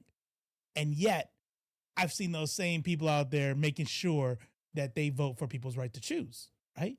Personally, I don't find it disgusting. I don't give a shit. Do what you want. It's your body, right? But here we have someone exercising her choice. Man, I love my shirt. You know what? Whenever a shirt I wear a lot that people love when I walk around outside, vasectomies, stop abortions. Look, your boy is firing all kinds of blanks out here. Maybe TMI, maybe y'all didn't need to know that, but now you know, right? We're family. And snip, snap, snip, snap. You know what I'm saying? Oh, man. I'm pro-choice, and guess what? I made a choice. We're not worried about that over here in this house. So if you don't like abortion, look, here's the fucking craziest part about this whole thing. Does he not? This is the shit that drives me wild for these types of people right here. Is I will never in a million years understand why it is ever a surprise when this shit happens. Do you not know how pregnancies happen? I'm going to keep playing it. And she's going to tell you how long they've been doing this. It's a month. He was raw dogging it for a month. Now, look, she's gorgeous, okay? She is an extremely beautiful woman. And so he said, I'm raw dogging it. Look, I get it. Yes. I get it. You know what I mean? One of the first things I told my son, I'm not even lying.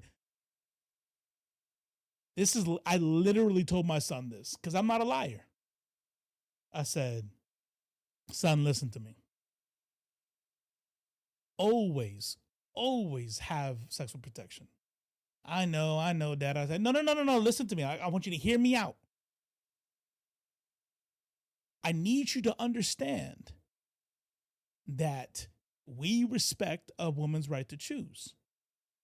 So if you don't wear protection, then if you're not ready to be a father, then you are rolling the dice to say, if she wants to keep it, then you're going to be there for her, right?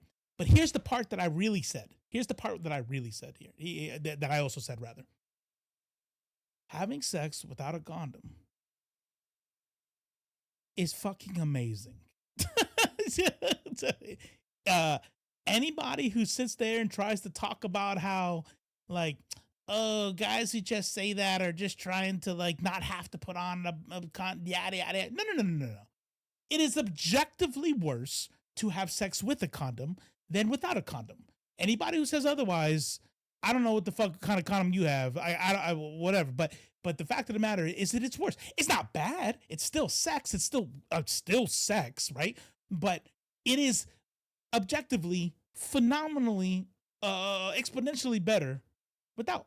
So, if you let yourself do that, it's going to be harder to go back.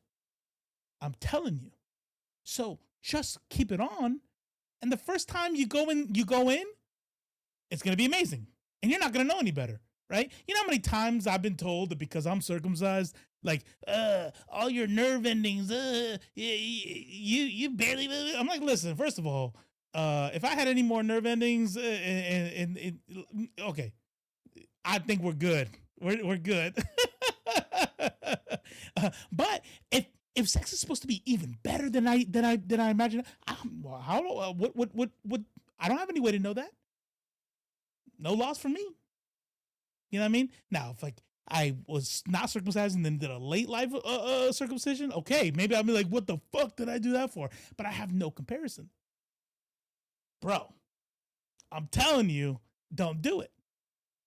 Grown ass men out here, like, I don't know, my little brother. It's 10 years ago. But out here, oh fuck, she's pregnant. 2 different women, by the way. Oh fuck. What do you think happens when you raw dog and come inside? What is going on through your head?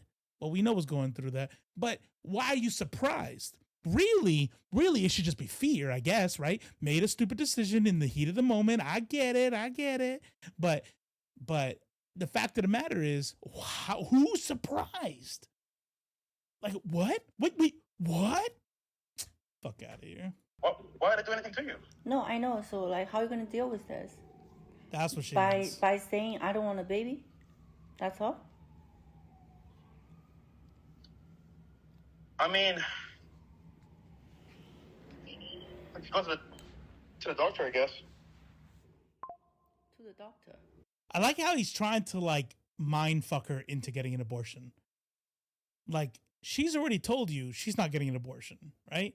She's probably Catholic. She doesn't get abortions, and you discovered the miracle of life, and then listen to what he says. I don't really know what to do. I guess we'll just go to a hospital, talk to a doctor. Let's get this thing aborted, right? like she just didn't say what's going on, Blurred. Yeah, he fucked up. He said, let's raw dog it and act surprised when she calls and says I'm pregnant, because someone doesn't understand how basic biology. So you want abortion? I mean, yeah. Why do yeah, what the fuck I've been saying this whole time. Guess who's back? Did you finish your video? Are you gonna get an A on it? I hope you do. I want a kid now. And why do you make me pregnant now? That's I'm like, there's no way that's true. But then I said, oh wow, like. There's no way that's true. So just think about. You see what I'm saying about people like what? Do you think that's real? Do you think there's somebody who's like, no, because I only let half in, like half went in, half went out, and so that's not enough to get you pregnant. It's meant to be. God wants you to have the baby. Definitely not. It is. God wants. You know what's funny about that, Blurred? That's literally the truth. Now, Myron is not a genius either. Myron is pretty stupid. But sometimes I feel bad for them too, because I feel like as stupid as Myron is quicker on his feet, right? And this dude is always looking like just way dumber. Like way dumb. I don't know how they got a podcast together. But the bar is already low, but still. I want you to have a baby. 7 years never happened, and then you're fucking me for a month, and I'm pregnant. A month, raw dogging for a month, and he's surprised. What does that mean? Well, now I just think about it, if you force me to kill the baby, then you're a sin. Well, we already sinned by having sex. But They got traditional values right here. Love it. Traditional values. Like, look here, we fucking anyway, so you might as well get an abortion. You know what I'm saying? Like, what? Hot take. All right, hey, hot take. He ain't wrong. She's over here worrying about sinning in the look. We're team whatever her name is, right? We're team Catholic baddie here, but he's not wrong, okay? We were fucking for a month. We were having sex for a month. And if you make me get an abortion, you're a sinner. Ma'am.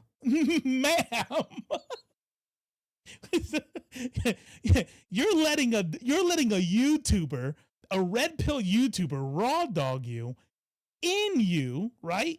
Raw dog and bust, not even doing the stupid pullout method, right?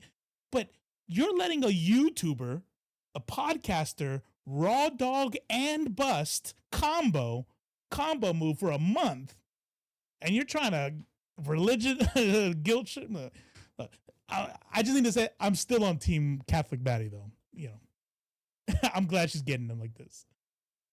But it's too late now, you know. But honestly, so I love to see it. All right. So that's I don't really got shit else to say about that, you know? But I think I talked enough to escape a strike. So far, being able to watch this shit without getting a strike, we're good. Damn, I kind of want to watch Pop the Balloon, but I also want to watch Beta Squad Guess the Police Officer. And I don't know what I'm basing this off of, but I feel like, good night, CG. Definitely. I keep seeing you. I see your DMs. And I'm like, I gotta message her back, but not right now. And then I forget, and I'm really bad about that. My dad thinks I don't love him because I do the same thing to him. I'll hit you up, CG, and thanks for the gifted sub earlier. Look, I banned people. I did my work. You did. This is why I want my own shit. I just be my own stream. I thought I bought you stuff. There's a camera. Well, we're down a camera now. I'm really hoping that mirrorless isn't broke. We're using DSLR today because that bad boy froze on me earlier, and I'm gonna cry a little bit. I can't. There's only so much bad news in one day I can take. I'm allowed pop balloon. Oh, I see. So we're being an authoritarian now. No, you know what you're doing? This manipulation. I thought you were. All right. We're gonna go through. We're not doing an hour of Pop the Balloon. They could, if they think I'm watching an hour of balloon popping, they have got the wrong mother effer. Because that is too much. Balloon pops. I don't know what the fucking call this segment.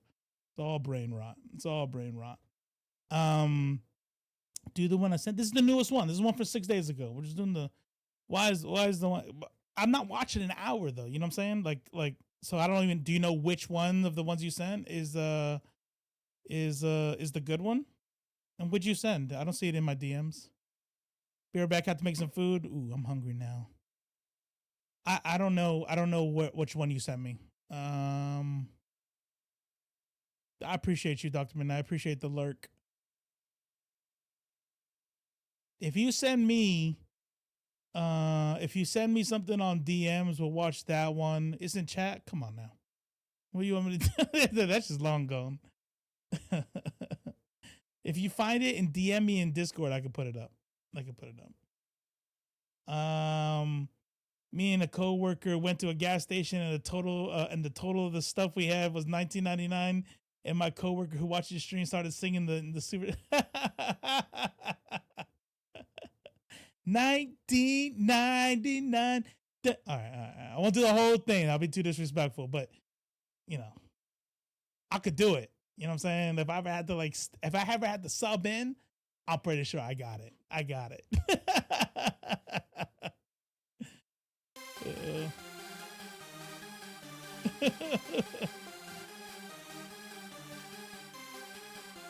So this is the second episode, the one you sent me. Yeah, you see what I'm talking about? It's an hour. So which one of these is damn, this one's an hour and a half. Miss me with that shit. Yeah, but we could watch this. So if you said these are the funny ones, I think they're an hour and a half because that's how many contestants come through. So we're just not gonna watch all of the contestants. We'll do maybe 15 minutes of them. You know what I mean? Is this it? No. What's the deal? Steel? There we go. All right. Here, look. This is where we're doing it. YouTube algorithm. Listen to me. I'm out here. I'm sharing the links. You know what I'm saying? And I'm not gonna watch the whole thing. So if it's good, you know what I mean? The 10 people that are here will say, "Wow, this is funny," and I'm gonna go watch the rest now. You see, don't strike me. I'm a little guy. I'm a nobody. I'm a little guy. All right, here we go.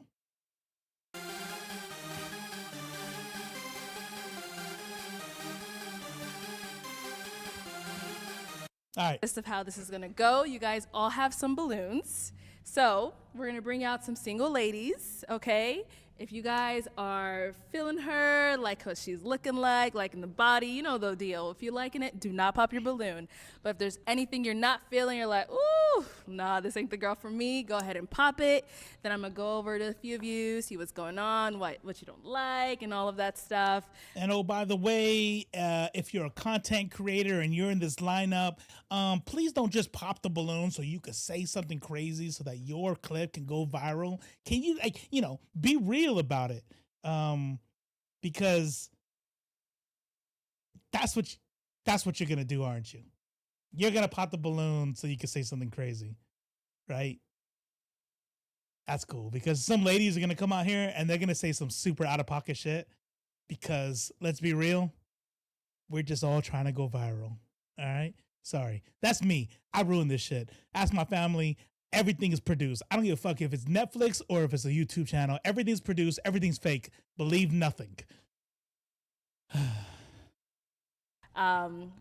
They strike the little guys first because they don't have to worry about taking down a video that's them making 100%. You are not lying to Elite X1. They're gonna strike the little guys first because they know I don't have a legal team. They know I don't make the millions. And when I bitch about it on YouTube, I'm gonna get 6 likes. You know what I mean? If Blur Without Fear retweets it, I'm gonna get 18 likes. Because the algorithm says, all right, look, I know Blurred retweeted it, but it's still you, so I'll let it go a little bit. If Olay retweets it, I might get to 30 something likes. Now I'm not getting any love by the algorithm on YouTube, Twitter, or anywhere else. And so they never have to worry about it. You know what I'm saying? Except Brandon Tucker, that guy is the truth. He destroyed market.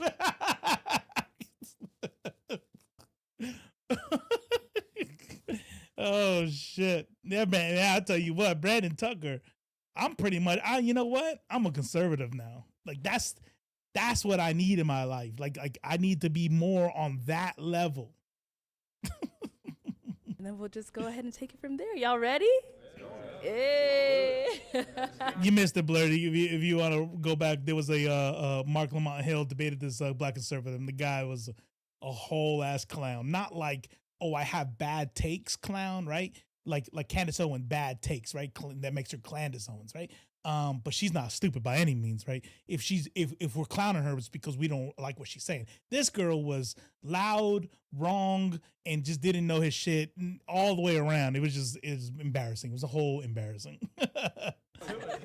All right. Okay, let's go ahead and bring out our first single girl. Is it me or is that loud as fuck? Welcome in. Hello. Hi. And if we Okay, nobody did the immediate pop to be rude. You see people come out here, and you know what's funny? It lets you know, like, we got incels out here, we got red pillars out here. Hydrate. Thank you. Can do.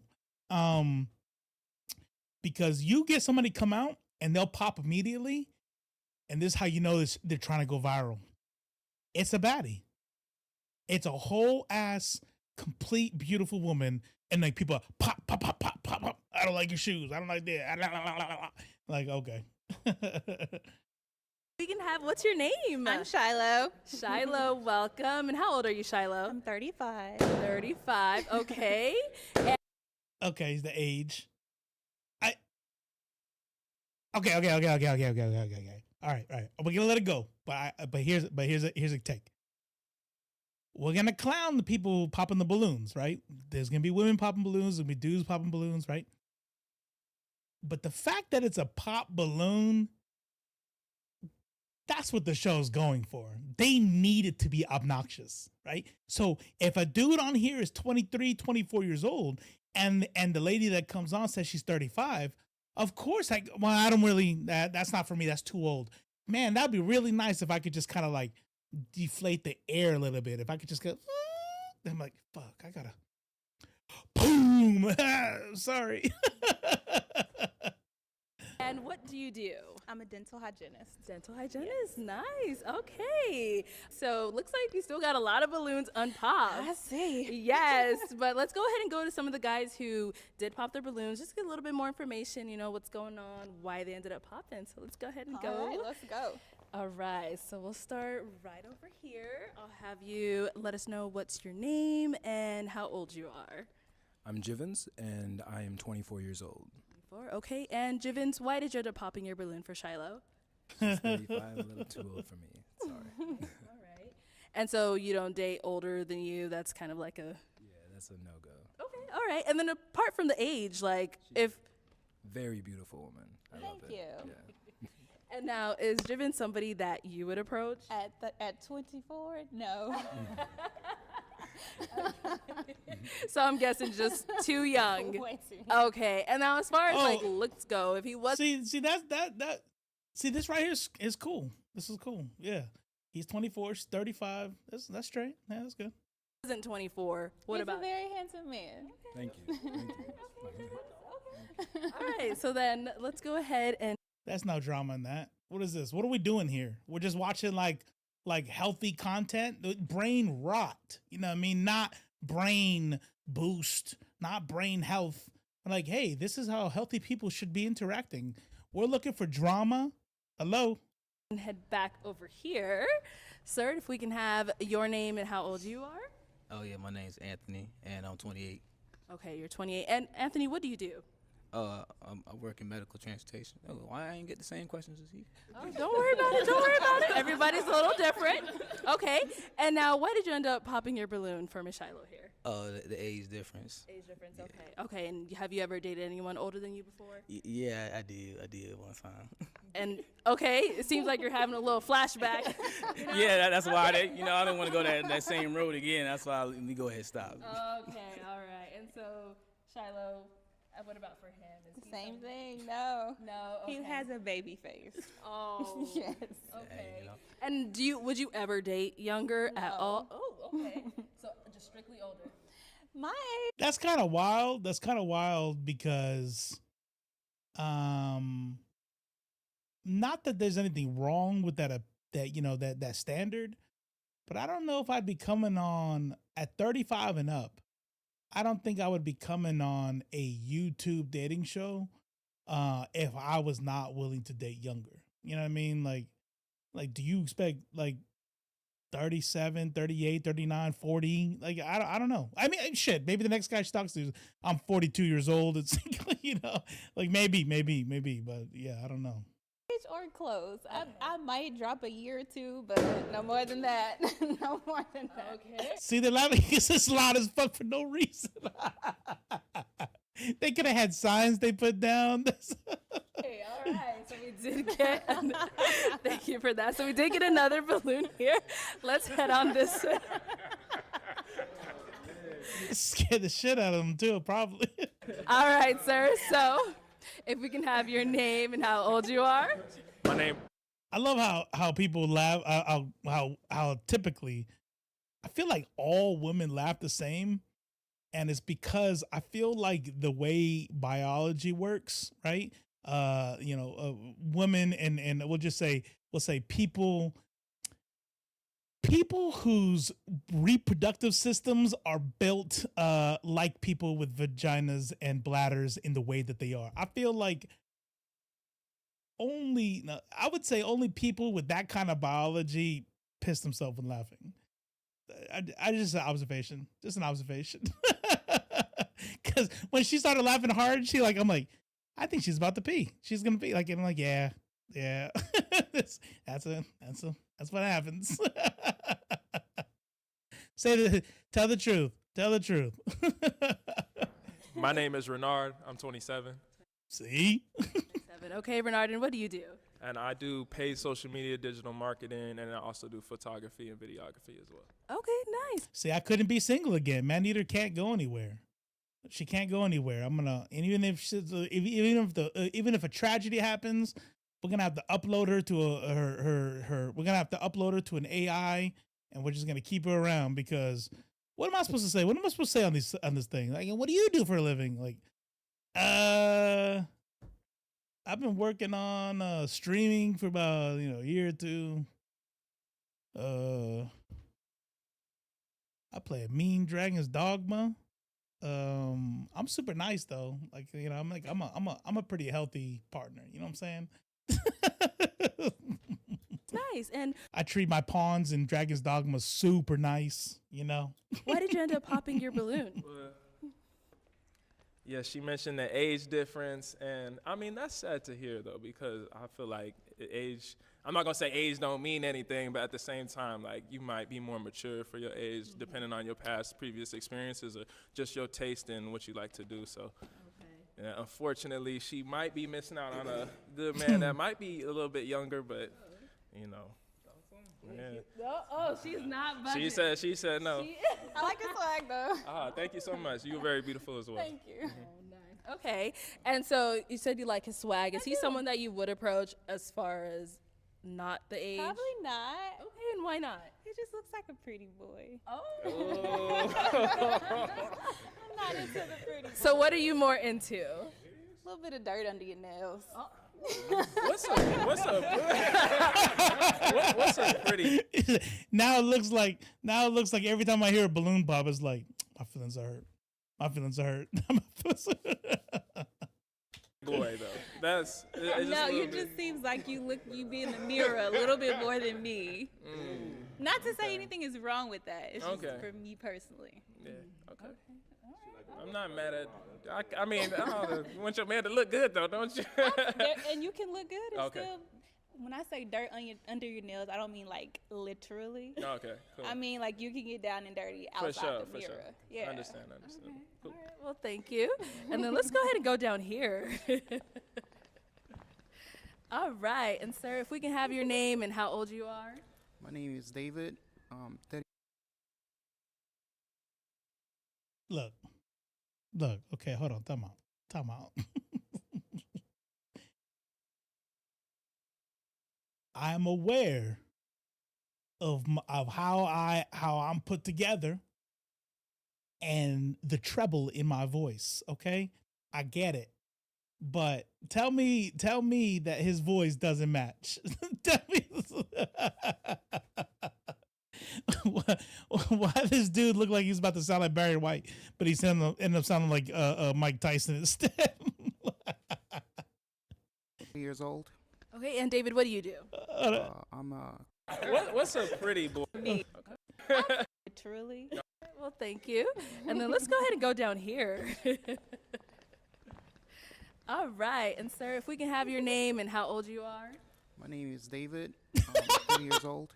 Okay, and David, what do you do? See, that's mean. That's mean. What am I laughing for? That's wrong. Robo, be better. Construction superintendent with an electrical engineering background. Nice. Okay, and why did you end up popping your balloon?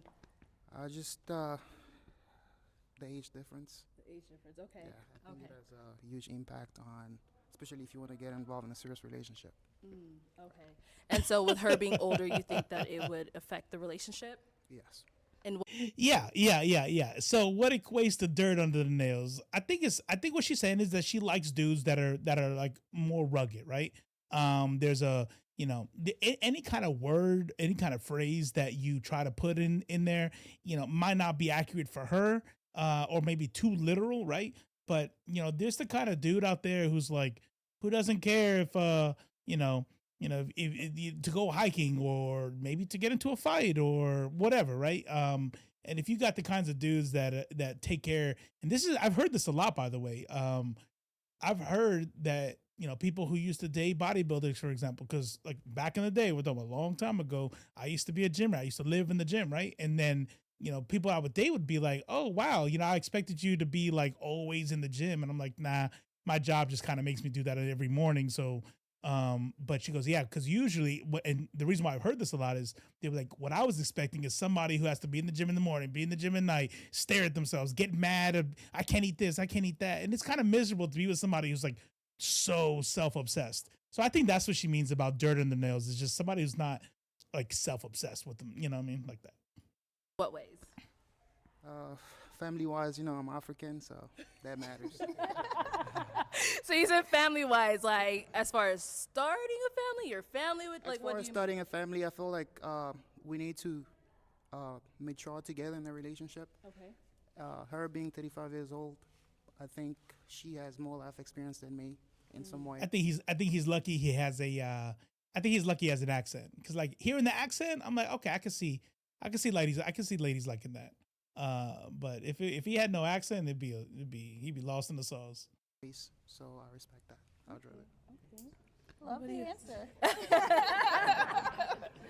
answer. Lil Wayne looks bored as shit, so I'll tell you that. Okay, so Shiloh, as far as for David here, is he someone that you would approach? He's 30, that's closer. It is closer, and he's very well dressed. Okay. Like that. Yes. And love so, the kicks. Right on. And the beard. So he is someone that you would consider dating. Okay. You see what I'm saying? And then somebody down the line might be, wait a minute, how does he look like he's in here in a suit?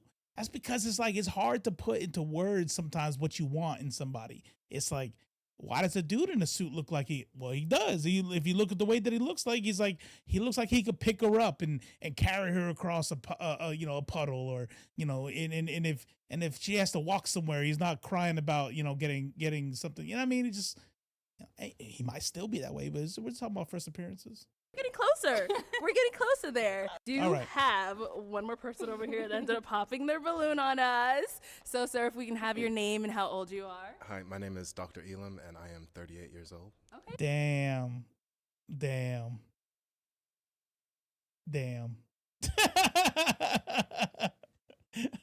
Sometimes I'm like, maybe I'm not as straight as I think I am. No, I'm playing. But look, you got a tall dude who could dress, a doctor, like the hairline's straight. I bet she's like, you son of a bitch. He's definitely the most attractive dude in that lineup. And Dr. Elam? You don't have to say that, though. You didn't have to say all that, man eater. No, I'm playing. Why did you end up popping your balloon? A couple of reasons. First reason is you said you don't like you wanted someone with a little dirt under their nails, and that's not me. I actually get manicures. Why do I get manicures? Because I'm a dentist, and my hands are actually insured. So I may not be able to date you, but I would hire you. Oh, We're out here networking? Hello. Okay, all right. Susan. Damn. That's a doctor too. Oh, teeth? Come on now. So reminds me of that Seinfeld episode where she was calling herself a doctor and then found out she was a dermatologist. So as far as you just don't get a little dirt under your nails, but she kind of specified a little bit more, like she doesn't mean physical dirt. She just wants someone who gets a little rough outside. Like, well, maybe I can ask her to elaborate. Okay. So if like something wrong with my car, you could take care of it. Or go get it taken care of. I won't take care of it, but I will hire someone who There can. you go. Or can you mow the lawn? Like yeah.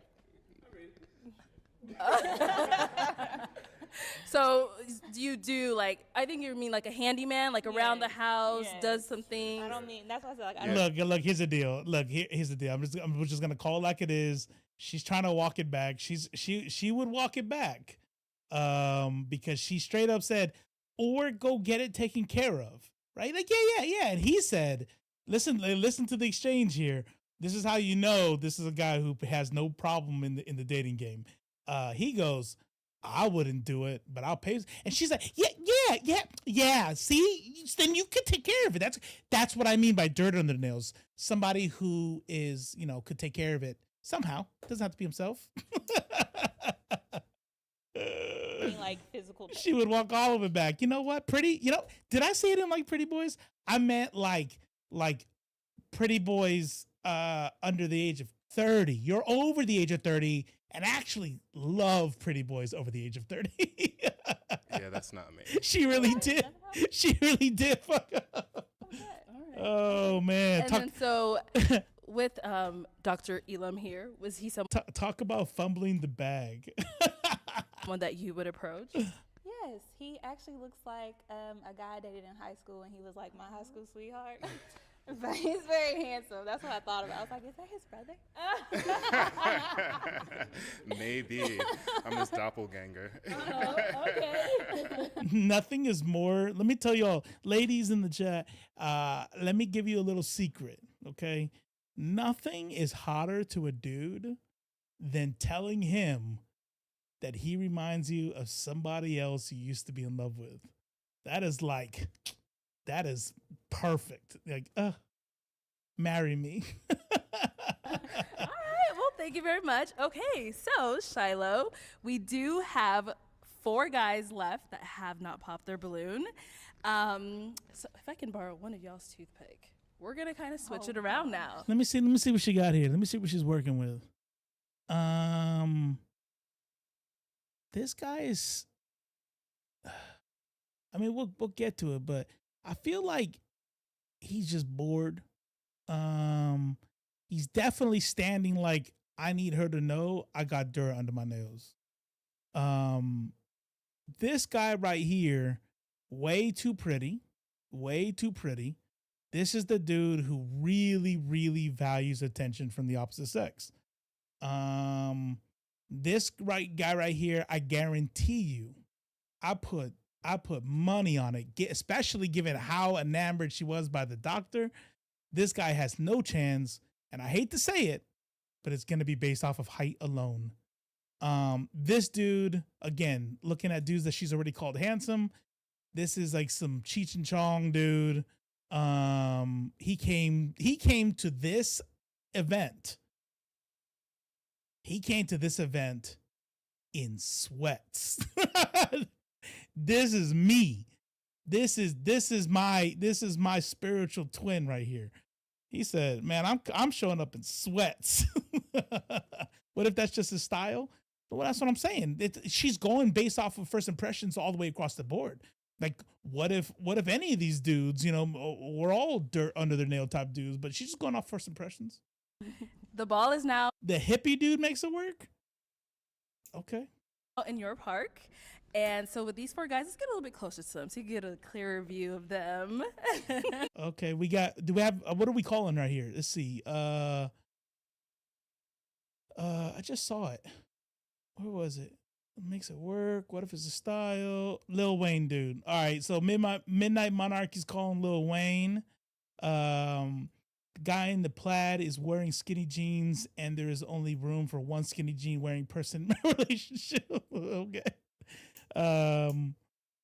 Wait, so was this to Susan or was that to me calling him Cheech? Let's see. I am being uncharacteristically mean. See, that's okay. That's okay.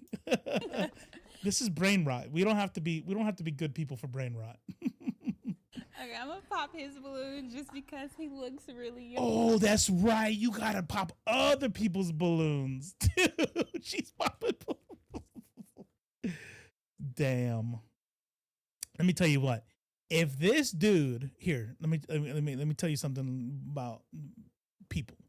If this dude doesn't get his balloon popped, then she was lying about the other dude. Sometimes, because you're not a bad person, and I think we've all done this, sometimes you tell somebody, oh, I'm not looking for a relationship right now, and then you are cupcaked up the next week. You know what I mean? Or sometimes you say, sorry, I don't really date people that age, and you're engaged to be married to somebody next year the very same age. You're just saying things, and really what you want to say is, I don't like you. You're not attractive to me. Stop talking to me. You know, so you say all this other shit. If she don't pop this dude's balloon, then she just meant that dude's ugly or something about him she didn't like. Okay, go ahead. How old are you? 30. All right, so let's wait. Come right over here. So she ended up popping your balloon. She's having escape. And if we can get your name, I think you said you're 30, right? Yeah. Okay, what's your name? Bo. Bo. Okay, and Bo, what do you do? Model and act. Okay, he models and act, and he's 30. You said that was no? She's pushing it. I would just say why I didn't pop my balloon. Because you're just thick. That's it. Thank you. Yeah. That's it. Keep it real. Thank you. Okay. So we got the first one, by the way. This is it. And this is going to be a theme. If I don't get struck for watching this, we might do this more often, just to keep it a little bit more mentally healthy for people who watch the show. But there's a theme here that you're going to see that is good. That this is in the theme that I'm about to bring up is what makes the show entertaining. And it's people hurt by the pop of the balloon. And what he just did is a very low key one that's fairly easy to miss. And what he did was, I didn't want to be with you anyway. I just was trying to fuck. That's what he said. That's what he said just now. Hey, the only reason why I didn't pop it is because you're thick. You know, I don't like anything else about you. If you weren't thick, I would have popped it too. Like, that's what he's saying. Just so you know, he's hurt. Wow. So that's the only reason. Everything else she said. Well, she said she's 35, and she was saying she don't want nobody younger. Mm-hmm. You know, I would have popped it then. I was like, nah, she's thick. I'm going to keep it. That's it. I would have popped it a while back, but, you know, I was like, I'm going to keep it. Okay. So, besides that, yeah. Besides that, she's someone that you would approach. Only because I'm thick. Only. So what about? No, you got pretty teeth. You know, what about you the got face? pretty Now teeth. that you're up close, you're seeing her. No, she's pretty. She's very pretty. Okay. Thank you. Yeah. All right. Cool. And that's for Bokar. I know you said he looks young and he's 30. Cute. And he's cute. He looks young though. Okay. Yeah. Listen, black don't crack. Black don't crack, and I like that. But you just look young. I think you like beards too. I do. Yeah. Listen, it gets there. It just don't connect here and here, so it's there. It's okay. We're not connected. I think maybe I was a little bit too hard on him. I'm not sure. I could be. I can get it wrong. I feel like he is not coming off as salty as I thought he was at the beginning. All right. Okay. And so now you narrowed it down to 3 guys. Yes. Let's see here. Do you have a question that you want to ask any of them before you pop the balloon? If I go by personal preference first, I will pop his next just because he's shorter. Okay. Boom! Called it. I have heels on. Let's do it. I like taller guys. All right, sir. So if we can have your name and how old you are. My name is Terrence. I'm 34. I'm from Alabama, and I'm an electrician. And we also got some of the fastest cars in Alabama and Arizona. So. Yeah. Okay, Terrence. I like that you're from the South. I'm from Louisiana. Look, he's probably a sweetheart, probably a gentleman. probably still gets threatened by his mom when he's disrespectful. He's got a job. He's not doing nothing illicit. He probably makes a lot of money as an electrician. He got a little salty there at the end by throwing out his cars, which is a little bit okay, a little bit unattractive, I would say. But really, except for like a little bit of a fumble at the end, I say she fumbled the bag twice now. She fumbled the bag with the dentist, and she fumbled the bag with a gentleman now because he's too short. Come on. Young Weezy, baby. I lived in Louisiana too. Okay. Yeah, down there, Homer. Is you close by there, Homer? Shreveport. Oh, okay, yeah. He's got his own money. Come on now. Okay. Yeah, you gorgeous though. Thank you. All right. Okay, so you said you like to date guys who are a little bit taller than you, but I mean, y'all are like seeing eye to eye right now. Heels though. Yes, that means he's actually taller than you. No, when I wear heels, I want him to still be taller. Okay, all right. I want to look up a little bit. He's literally eye to eye, and maybe even a little bit taller, and she's in stiletto heels.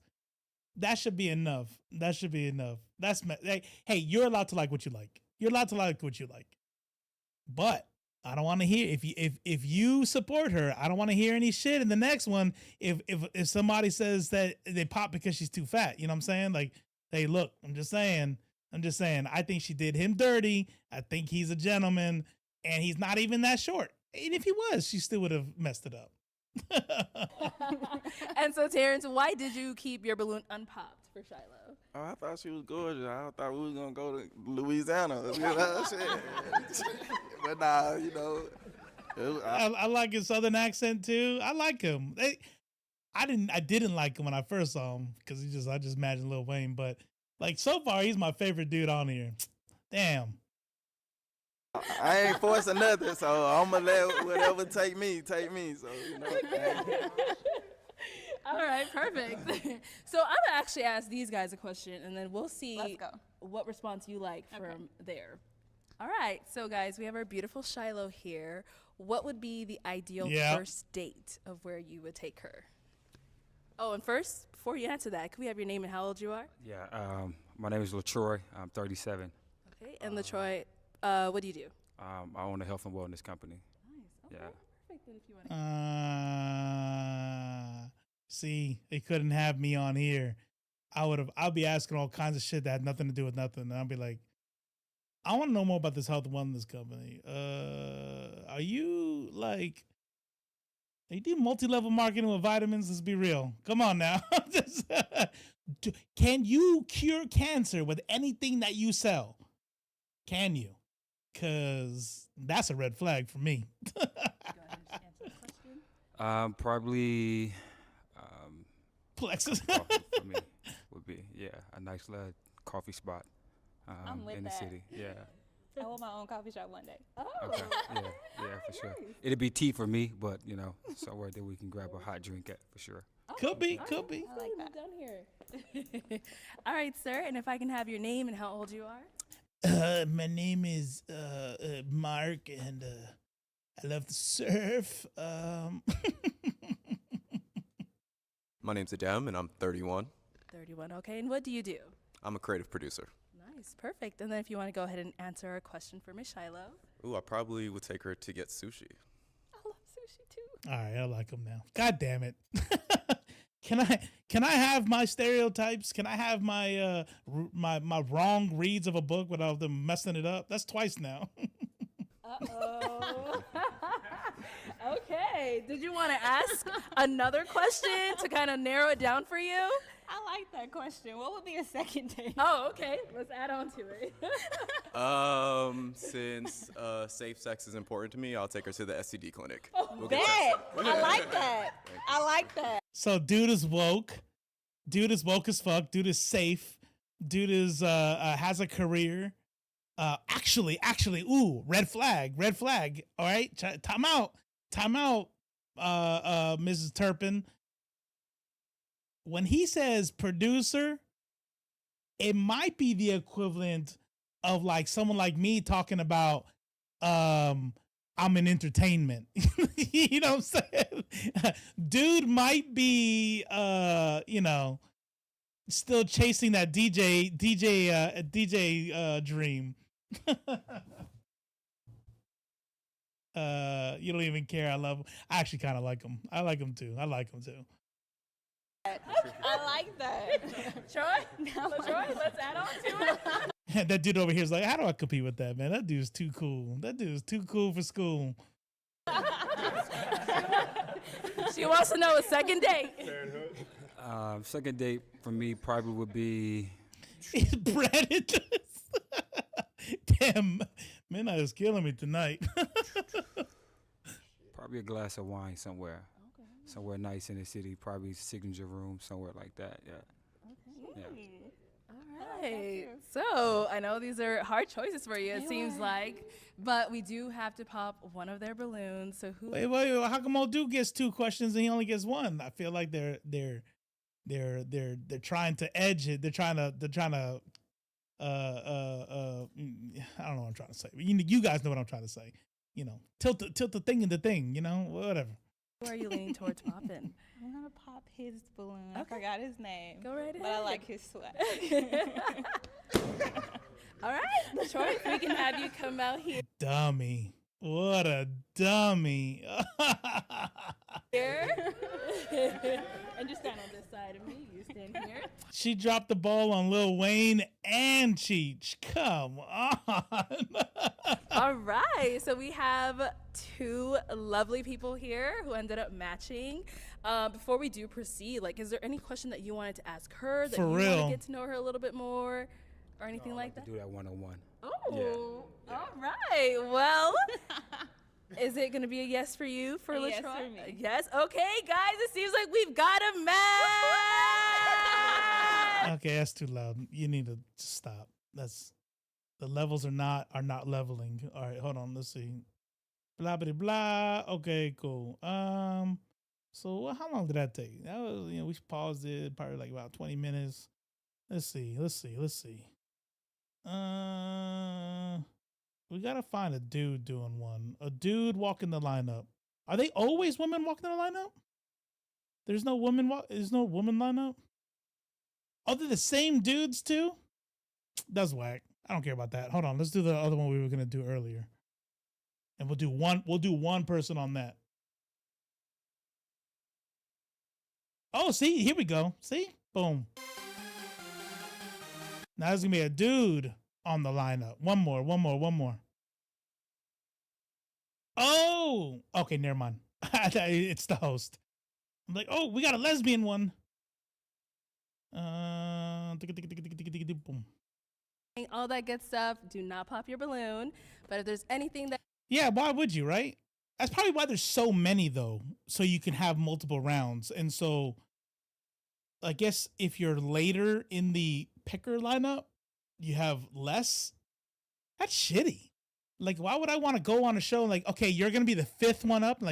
So I'm going to be somebody who the 5 most appealing people will have already been picked? Why would I want to do that? Or they go on to the next, they go on the next episode. Yeah. Hold on, let me see. Let's see. It's a double whammy for me because I'm a good dude, right? And my wife's in the chat. So we're going to be respectful. For life is nuanced. I could be respectful for multiple reasons. I would not pop. We're just doing looks first. Would not pop. Would pop.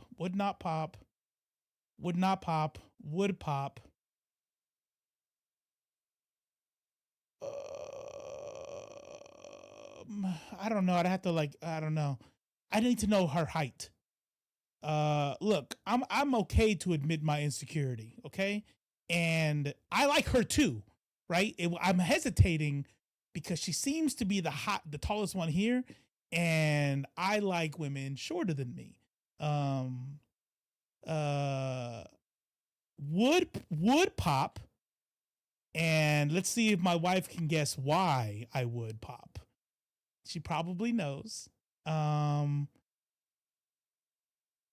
Would see these two right here, as far as body type, is the green and the red is appealing, but I don't know how tall they are. And if they're like 6 foot or something, that's a no-go for me because my masculinity is fragile as fuck. And I'm not standing in line with somebody. People are gonna be like, is this your bodyguard? You know what I'm saying? So far it's green dress and the pink one in the end. Oh yeah, those are the two I said. No, but hold on, let me see. Did you try to guess? I like green dress out of everyone else. Everyone else can. I don't like that. Could you tell why blue dress I would pop?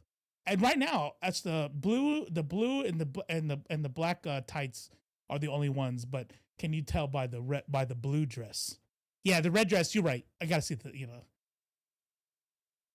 He said that you're like, ooh, red flag. This guy's not for me. Go ahead and pop it. Then I'll go over to a few of you and see what's going on and why you ended up popping. Y'all ready? Yeah. Okay, let's go ahead and bring. Don't act like you know me. You don't know me, Susan. You don't know me. But I guess you're right. We got our first single guy. He said, "Put red dress on the menu." Blurred, you ain't shit. He's like, he said, look, we ain't seen red dress's face yet. She moves the balloon. All right, bet. I'm in.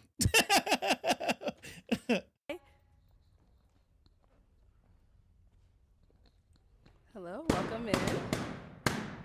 I'll have you. Oh man.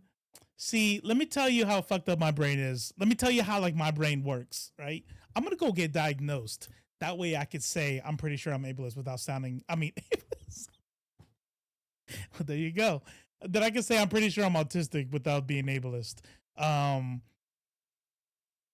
If you hear the beat, if you hear how those balloons popped. Hello, welcome in. I would have to pop my balloon just so it could end. Dun dun. And then when so why'd you pop your balloon? Honestly, if you hear the beat of the thing, you went da da da da, and I had to be like da da. Like mine would. If I didn't pop it, it would have bothered me. I hear the thing, and can we do it again? Can I get a new balloon? Cause I'll have you hold that. What's your name? My name is Theophilus Mason. Theophilus? Yeah.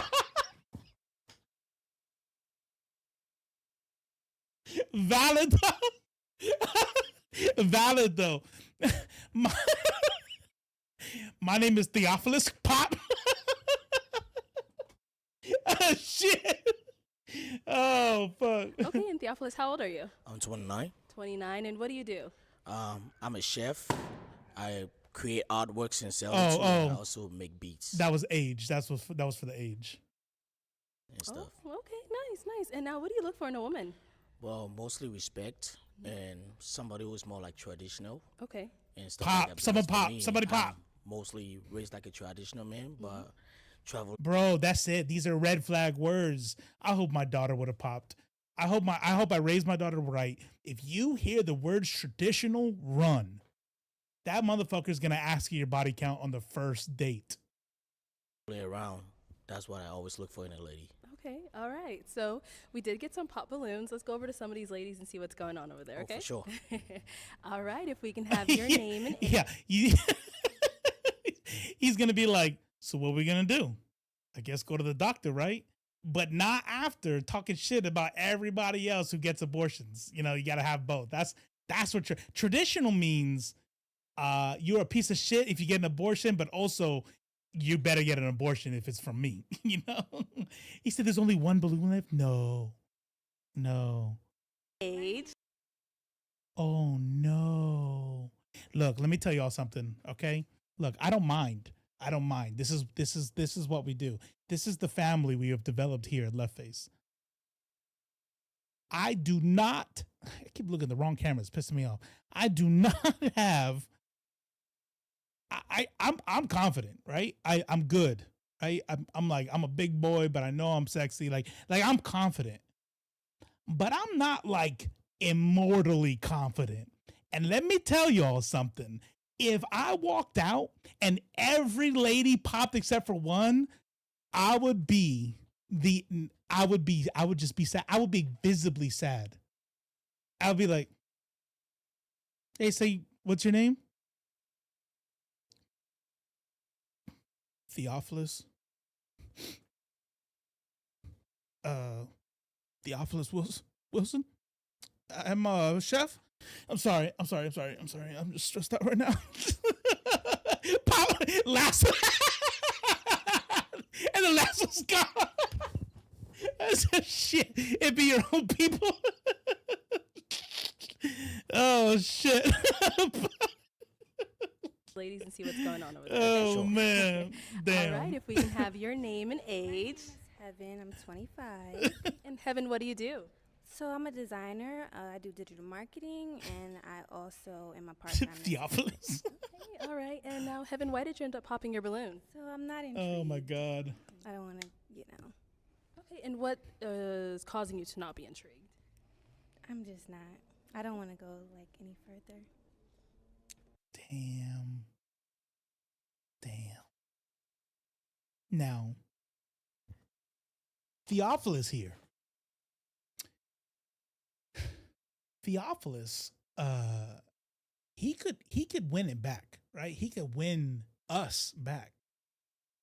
There's something that Theophilus could do that I'm gonna like. We will pick the crown up off the floor and put it back on his head. If he could manage to get through this without being butthurt. Now, butthurt is not hurt feelings. Butthurt is being salty, right? That's different. Can he make it through without being butthurt? Let's see. Well, that's respectful. I admit that. You look beautiful. Thank you. And yeah, I respect that too. Mm-hmm. Dude might be a king. Let's see. Thank you. Let's go on over here. And by the way, it doesn't count if she's salty first, right? If they throw hands, then you throw hands back, right? But I get it. What she's saying is he's ugly, right? She doesn't want to be mean about it. If we can have your name and age. Hi, I'm Ashley. I'm 29. All right. And Ashley, what do you do? I am a model and model coach. And why did you end up popping your balloon? It just didn't immediately grab my attention. That's all. It wasn't really. These are nice ladies. This is good. I like this. This is healthy as fuck. Man, this needs to become more popular on like with incels and femcels and everything else. Like I like this. This is healthy. This is not even brain rot. Yeah, she looks like Halle Bailey, but her eyes are like the appropriate distance apart from each other. Yeah, I agree with that. Is that too much? I should not. I actually felt bad as soon as I said that. So I'm sorry. Nothing deep. I feel you. Yeah. I feel you. You look good too. Thank you. Appreciate it. All right. And now, is Ashley someone that's your usual type? Oh, yeah. She's not bad, you know. Mm-hmm. She's sizable. I can say that. All right. I appreciate it. Okay. If we can have your name and age. I'm Leah. I'm 28. And Leah, what do you do? I'm a labor and delivery registered nurse. Oh, yeah. No. Okay. I didn't have a good angle. She would have got popped. Not because she's unattractive. I might have popped it here though, because I'm like, nah. Yeah. See, I wouldn't even be able to say it in real life. I can't even say it on stream. She's not even in front of me. I just feel like you don't look 28. You know, like you look like my age. You know what I'm saying? Which is fine to be my age, but once you become my age, you know what I'm saying? Just, you know how it is. Okay. All right. And now, why did you end up popping your balloon? I like to be obsessed with my man, and it's not giving obsessed. Okay. What is it giving? I like this dude. I like this dude. He's like, God damn, that's mean as fuck. What's wrong with you? Who hurt you? Not for me, but for somebody else. Lo Tigre, what's up, El Cifer? Her handle, which one? The one we're looking at right now? Stop. Stop. She's actually, you know what? She is. She's fine, right? And I think everybody should consider themselves fine.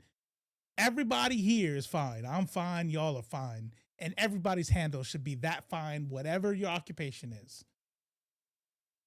Yep. Respect that. You know, sometimes being obsessed leads to toxicity, so I understand that too. But yeah, but she's good looking, and I like her swag. She's beautiful. This guy wins. This guy is winning. Winning. Thank you. All right, if we can have your name and age. Hi, my name is Sincere. I'm 27. All right, and Sincere, what do you do? I work in finance and banking. I don't think I would have popped. I'm getting better looks, right? So I wouldn't have popped, actually. I changed my mind. I still need to know how tall they are. He looks like a shorter dude. They're all shorter. So I feel like they're probably like 5'10"-ish, which would be my height about, right? I'm 5'10" and a half. Thank you very much. And she's way prettier than she looked when from the angle. I'm gonna tell you, look, I didn't want to say nothing only because not for getting judged, right? I can be judged, but I feel like I don't know style. I don't keep up with shit. So like I would say something about this and then y'all would jump my ass saying this is what everybody's wearing. But I've seen a lot of people do this whole bodysuit thing with nothing else. And I don't get it. I don't even care if you're bad. Like let's say you were just blah, blah, blah, right? 10s all the way down, right? And it's like, it still looks weird. It looks like you're wearing a superhero suit. And I don't understand when people just wear that in the heels and that's it. I understand when it's on Instagram, but it's weird when I see it in the real world. Okay, and now why did you end up popping your balloon? He has great energy. I just believe in love at first sight, and I wasn't in love. I like that. Great Was there energy, I something like that was yeah. making you say it's not love at first sight? I just know, you know? Okay. When you know, you know. I expect it. I like that too. And with the great energy part, my energy be hitting the roof. Yeah, that's I good. like that too. All right, thank you. If we can have your name and age. I've never seen so many people call a dude ugly in the nicest way. I have so much more. Green dress is gonna break my heart. She's gonna be mean, huh?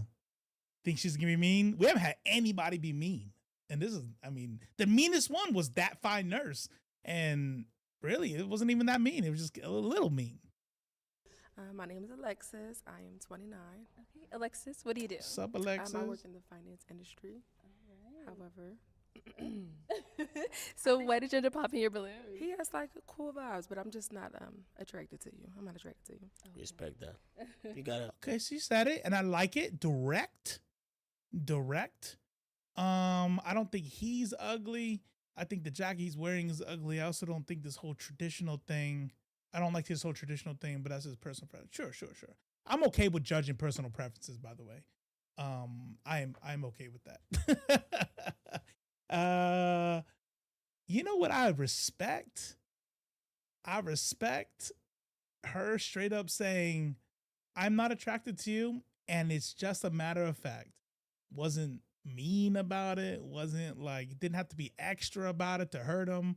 She just said, yeah, I'm not feeling it, and I'm not really attracted to you. Because I'm gonna be honest with you, you know, like I'm looking at Susan Turpin's thing, and the first thing that I'm thinking is, are we looking at the same dude? So You got a nice, beautiful vibe to her as well. Thank so you. yeah, respectfully. And now, is there anything in particular that you're not attracted to? Oh, come on. No. So no. See, if something happens, this is what I'm talking about. This is produced. This is that 1% fake. And when people say it's fake, right? So like sometimes we're watching something and Maneater's like, no, but that's real. Like they're really crying. I'm like, that's not what I mean by fake. I mean produced. I mean pushed. If she had let this go, we wouldn't have had anything. Is there something about it? So now she either has to say, you know, whatever she's going to say is going to be mean, because you can't say what it is about somebody without being mean. Her safest bet is just say his height. That's it. Not like his weird forehead or like how, his hairline goes back and it makes it look like he has like a cone head or something, or you don't say any of that stuff. That's mean. Don't say that. I don't like to discriminate, if you will, but like, a little shorter. Oh, yeah. Shorter. But it's not even just that. It's just like, I need to. You could stop there. I'll be like, that's cool. You don't have to continue. Oh my God. Like, feel it, like the aura, like gravitate towards you. I'm not gravitating, unfortunately. All right. So is she your type? Oh, she might. Yeah, she is. I like tall ladies. Okay. But I understand when it comes to the height preference. I respect that too It's as well. not much preferred. Yeah. I've done it before, but just gravitating. Damn. Like she won't let it go. She won't let it go. I feel like I could feel that though. Like sometimes I'm like, no, you don't understand. You're ugly. It's like, she had to go and say, no, it's not just that, because I've done that before. So like, yes, something about you is like it's short, but it's something else. It's something else. It's not just that. That's what's up. That's what's up. Thank you. Okay, if we I can like have your him. I name like and him. age. Actually, you're right. I think he has a bad profile. I think he has a bad profile. Hold on, let me see. I'm gonna show you something right here. He said, "That's what's up." That's what's up. That's what's up. Thank you. Yeah, look at that. He's a good looking dude. You're right, Susan. I take it back. He has a good smile. He's a good looking dude. He has a weird shaped head. And you know what I mean? Like if I ever shave my head, maybe I got a weird shaped head. I get it. He's actually more attractive than I thought. He has a bad profile though. Okay, if we can have your name and age. Angel, 23. And Angel, what do you do? I'm in the Air Force. Okay, all right. And now, why did you end up popping your balloon? Me personally, I just don't like dreadheads. I don't like God damn. Like, I don't know if those are dreads, right? Hell yeah. Oh, well. I'm surprised. I'm sorry. Yeah, I don't like dreads. And I like someone a little taller than me. I'm 5'5" without heels. I respect the high side, but she don't like dress. I'm Oh my sorry. God. I'm sorry. Nothing's wrong with you. We ain't got no wave. We are not in the wave era no more. I did waves. I did braids, and now I'm doing dress. Oh my God. Well, I like that. It's okay. I respect that too. Yeah. He's funny too. He's funny. Okay. And now, how tall are you? Me? Well, I say 5'6". Okay. Yeah, I'm 5'5". Yeah, I respect that. All right, thank you. Let's No, go on thank over you, though. here. If we can have your name and age. My name's Alexis, Good night, Dr. Midnight. and I'm 29. Alexis, what do you do? I'm a massage therapist. Okay. And now, why did we end up popping our balloon? So I love your aura. I love your vibe. I would have popped her. I would have popped her balloon. I would have popped her balloon right here, and they would have said, "Why? I would have been like, she was the only balloon on here, and I'm like, I heard her voice, and like sometimes you ever hear someone of color, black, brown, whatever, talk, and they still give culture vulture vibes. And I think that's it's a skill. This says something. If I'm looking at somebody who's black and you still sound like a culture vulture, something's off. Something is not vibing, and I'm not liking her whole attitude. Something about it. And her profile is disrespectful too. Like something about her mouth. She looks like the Attack on Titan mouth. Like it's about to open up all the way. I like my man a little bit taller, so nothing personal. I love it. Nothing personal. Why are you talking like that? You are a whole ass brown woman, maybe even black. I love your aura. All right. And now, is Alexis your type? Yes, she is. Okay. What makes her your type? Well, she gotta be. Oh my God, yes. I love her, and I have extra balloons. Beautiful smile. She's nice. She got swag. And I like my woman that can represent me when I step out because I like to look good. With the height stuff, this is what I can say. I didn't ask God to create me. I came the way I came, but I still make the best of what I can make with. But I respect that too. She is decent, and all the ladies look good, and I take your points of view really serious. But I like that too. Thank you. This dude is a whole ass king, a whole ass emperor, and he deserves more than this lineup. Like I what respect. And you know what? You know what he didn't do? He didn't give a nod, double entendre, a mention to his penis size. I thought for sure, even as a joke, he was gonna talk about where he makes up for it. And he didn't say none of that. He was respectful, and he didn't get mad, he didn't get salty. I'm like, this dude deserves more than this. And I'm hoping maybe that traditional stuff doesn't translate in the way that a lot of us think, right? Maybe when he says traditional, he just means like, somebody who's not gonna fuck around on him because he's not gonna fuck around, and it means he wants a family, right? Not like how conservatives use the word, Okay, so we do have an unpopped balloon back here. All right, if we can have your name and age. My name is Blurred. You all right? You okay? You need a hug? Sierra Harris, but I go by Sakari, and I'm 30. Oh, that's a win. That's a win. I like that. That's good for him. I like that. See, that's a win. Watch him hurt my feelings.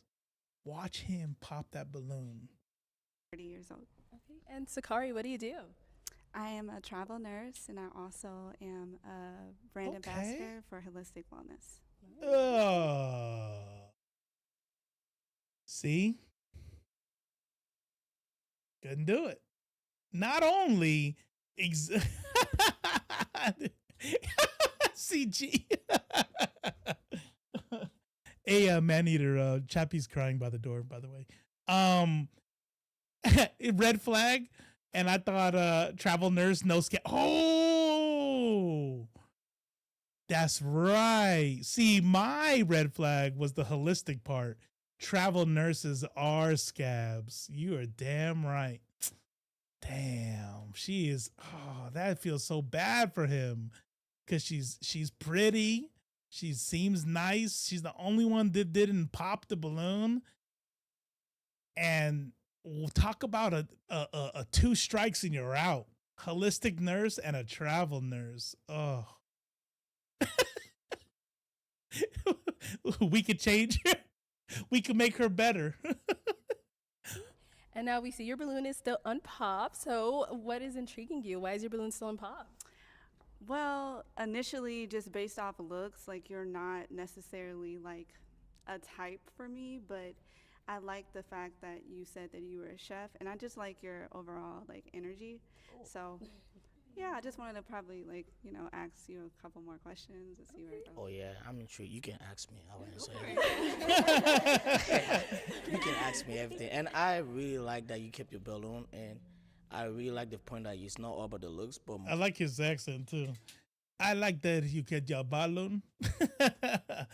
Man, sometimes I just want to I'm just gonna be like, man, I'm just gonna pick up accent and just do it, and then or just at least, or maybe just change a couple words.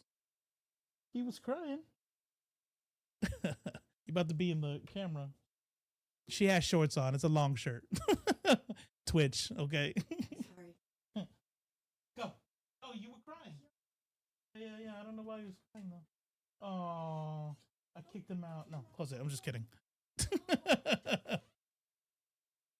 more like the personality wise, and I feel like maybe you getting to know me more will show you that regardless of the height, I can be more than anything else. So I'm maybe open for the answer. So you said you had some questions for him. You want to start off with the first question? Bro, I need everybody to, if the cut has taught me anything, it's don't get emotionally invested, because they will George R.R. Martin your shit in a heartbeat. So I just need everybody to be emotionally prepared for her to pop this damn balloon. Okay? Just be ready. Sure. So you say you're a chef. Yeah. I'm a foodie. Oh, hell yeah. So what are your favorite things to cook? So like for me, I was born in Liberia. I'm African, but I'm also British from my mom's side. I can cook anything, but I like my jollof rice. And I know the Ghanaians be saying they like jollof. The best jollof is from Liberia, and we make it lit. But yeah, I can cook anything. Give me the recipe, and Every time I hear Liberia, though, I think to myself, when I'm not mixing it up with Libya, that's a different story. Okay, people can make mistakes, but every time I hear Liberia, I always want to be like, where were your ancestors from? Are you the ones that left the United States, or are you the indigenous people that they were fucking up? Yeah. Prepare straight up. Okay. I'm plant-based, so how do British. you feel about I guess Oh, she's gonna do it. That's right. I forgot she's holistic. Oh, she's gonna pop the balloon. You know what? No, we already established. Wait. Let's be in the right mindset here. Let's hope she pops the balloon, because her holistic bullshit. She's probably likes natural paths and garbage, and she's a scab. So yeah. as vegan life? Oh, we can adjust to that. I tried vegan before. So when it comes to vegan, yeah, I can respect you. If you want a vegan recipe, I'll prepare it exactly the way you like it. Okay. But yeah. The whole room is all. I was like, ooh.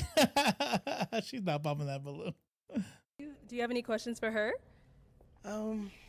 See, now, here's the only thing, it doesn't stop him from being a king, but I hope he does, because I'm here. Yeah, I love my hot takes, and you guys get them all.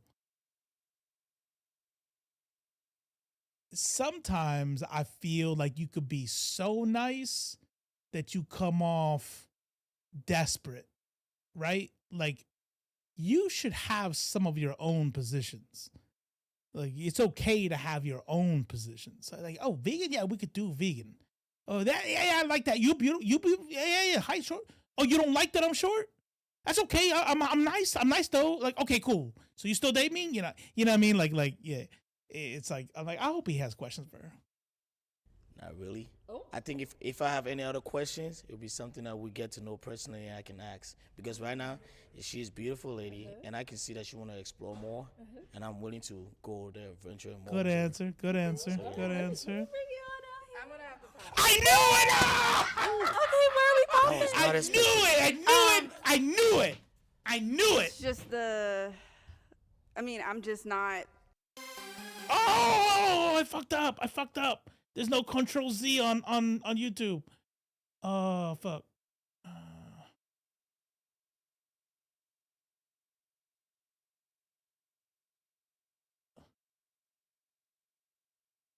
But then what type of question am I able to put? But I don't know which one to pick. It's like, Ask me anything. What did I say though? What did I say? I already, if you caught the spoilers as I'm rewinding it, we already know where she's gonna go with it, and that's what happened. Hey, where are we that popping? was not expected. It's just I'm just not just what sees to eye. So you asking me questions and me getting to know you is how I'm gonna connect with you. So for you to just not ask me anything and just go based off looks, it just No, it's not being based off looks. It's just like right now in the moment, like the questions to pop out is like it doesn't really happen spontaneously. I just feel like if we sit down and have questions, sit down to talk to each other more, I feel like that's when the question can come in. But in this time of right now, it's like there's like 1,000 questions, but I don't know which one to pick. It's like you're 1 in a billion, but then what type of question am I able to present to you? But I respect that, regardless if you pop the balloon or not. But I understand if you want to still try to taste that jollof, I can still make that happen. But I respect that too as well. So.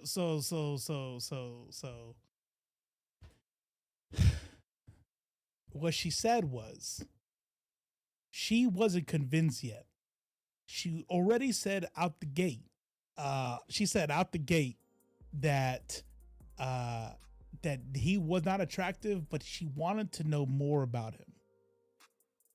And all he was getting was like stuff from the women. So here was a chance for him to talk about himself or to show something like interest in her beyond your looks. And he's like, and she's like, nah, I don't got anything. This is good. Oh, you're the last balloon? Got it. Yeah, no questions. We'll take this one. Nah, homie. You know what I mean? But I did call it. I knew they were going to hurt us. Oh, man. I'm noticing a lot of the men are from other countries, which is cool. Yeah, I like it. Wait until you see the guy from Alabama. Is it on that same episode?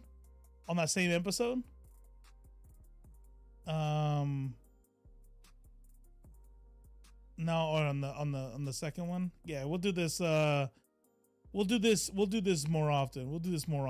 We are at the end of the stream. I definitely am gonna. This was one of the things that was put in from when I did the end of year survey. More than one of y'all said. More than one of y'all said that brain rot is good. And I get it. I get hyperfixated on topics. If it were up to me, I would talk about Israel. This camera right here. I need to put a sign. I've been looking at this one for so long and it's broken now. I hope it's not broken. But you're right. We need to pick me up every now and then, and we can't just be looking at dead kids every day. So, in the Discord, we got a channel called topic suggestions, and drop whatever it is. Now I obviously can't look at all of them, or let's be real, there's some things that I just don't want to. It's not, it can't just be interesting to y'all. It also has to be interesting to me. And that's just, that's life. Because I feel like I'm not as good with doing commentary if it's boring to me. Also, no, that's all I'll say about that. If you get any stuff like that you think would be good for brain rot or not brain rot, and good topics that you want to see commentary on, or you want to see explored on the channel, drop them in there. Usually I'll respond with like a green checkmark emoji if I like, oh yeah, like this one's probably gonna be on the stream, that way so I can keep track. And then sometimes I don't even get to it. I think there's some ones that Blurred put in there that I green checkmark and I still haven't put it on it. The Amanda Bynes one is one of them. Then we'll probably do the guest the police officer tomorrow. Have a good night, everyone. To our new members, come to Nerds of Culture on Thursday. Look at that. Midnight Monarchy doing my call to action for me. Look at that. That's what's up. But yeah, this week, so just so that everybody knows, we are in our third week. I don't remember. But we're doing 4 times a week, right? If I do 5, I do 5. But we're doing minimum 4 times. And if I miss any of the days of the week, like last week I didn't do Wednesday, we're going to go all the way to Friday. One of those days, all of them are going to be right here. And we're making them a little bit earlier, around 7:30 to 8 o'clock, somewhere around there. And then, but one of those days is a special day. Tomorrow is Nerds of Culture Eve. And what does that mean for the show? Nothing. It's just what I call it. What it does mean is that the next day, on Thursday, on the channel Blur Without Fear, on YouTube and Twitch, is Nerds of Culture, and we call it the culture with a splash of sazon. And that starts at 7:30 Eastern. Whenever I talk about time, it's gonna be Eastern. So at 7:30 Eastern, Nerds of Culture, hosted on Blur Without Fear's channel, hosted by Blur Without Fear, myself, and Just Chris Cypher. We haven't got the topics super nailed down yet, but I do know one of the topics is going to talk about like how a length of a video game does or doesn't affect if it's good or not. So that's one of the things we'll probably be talking about, and then we'll see what else before then. Also, everyone, if you have IG, let's be friends. xxmy.lovexx. Do it. Follow. All right. I love you all. Don't forget to follow me on YouTube if you don't already, and check me out here and Instagram and all that. I'll see you there, and or on Nerds of Culture on Thursday. Make sure to take care of yourself and take care of each other. I'll see you all tomorrow. I love you all.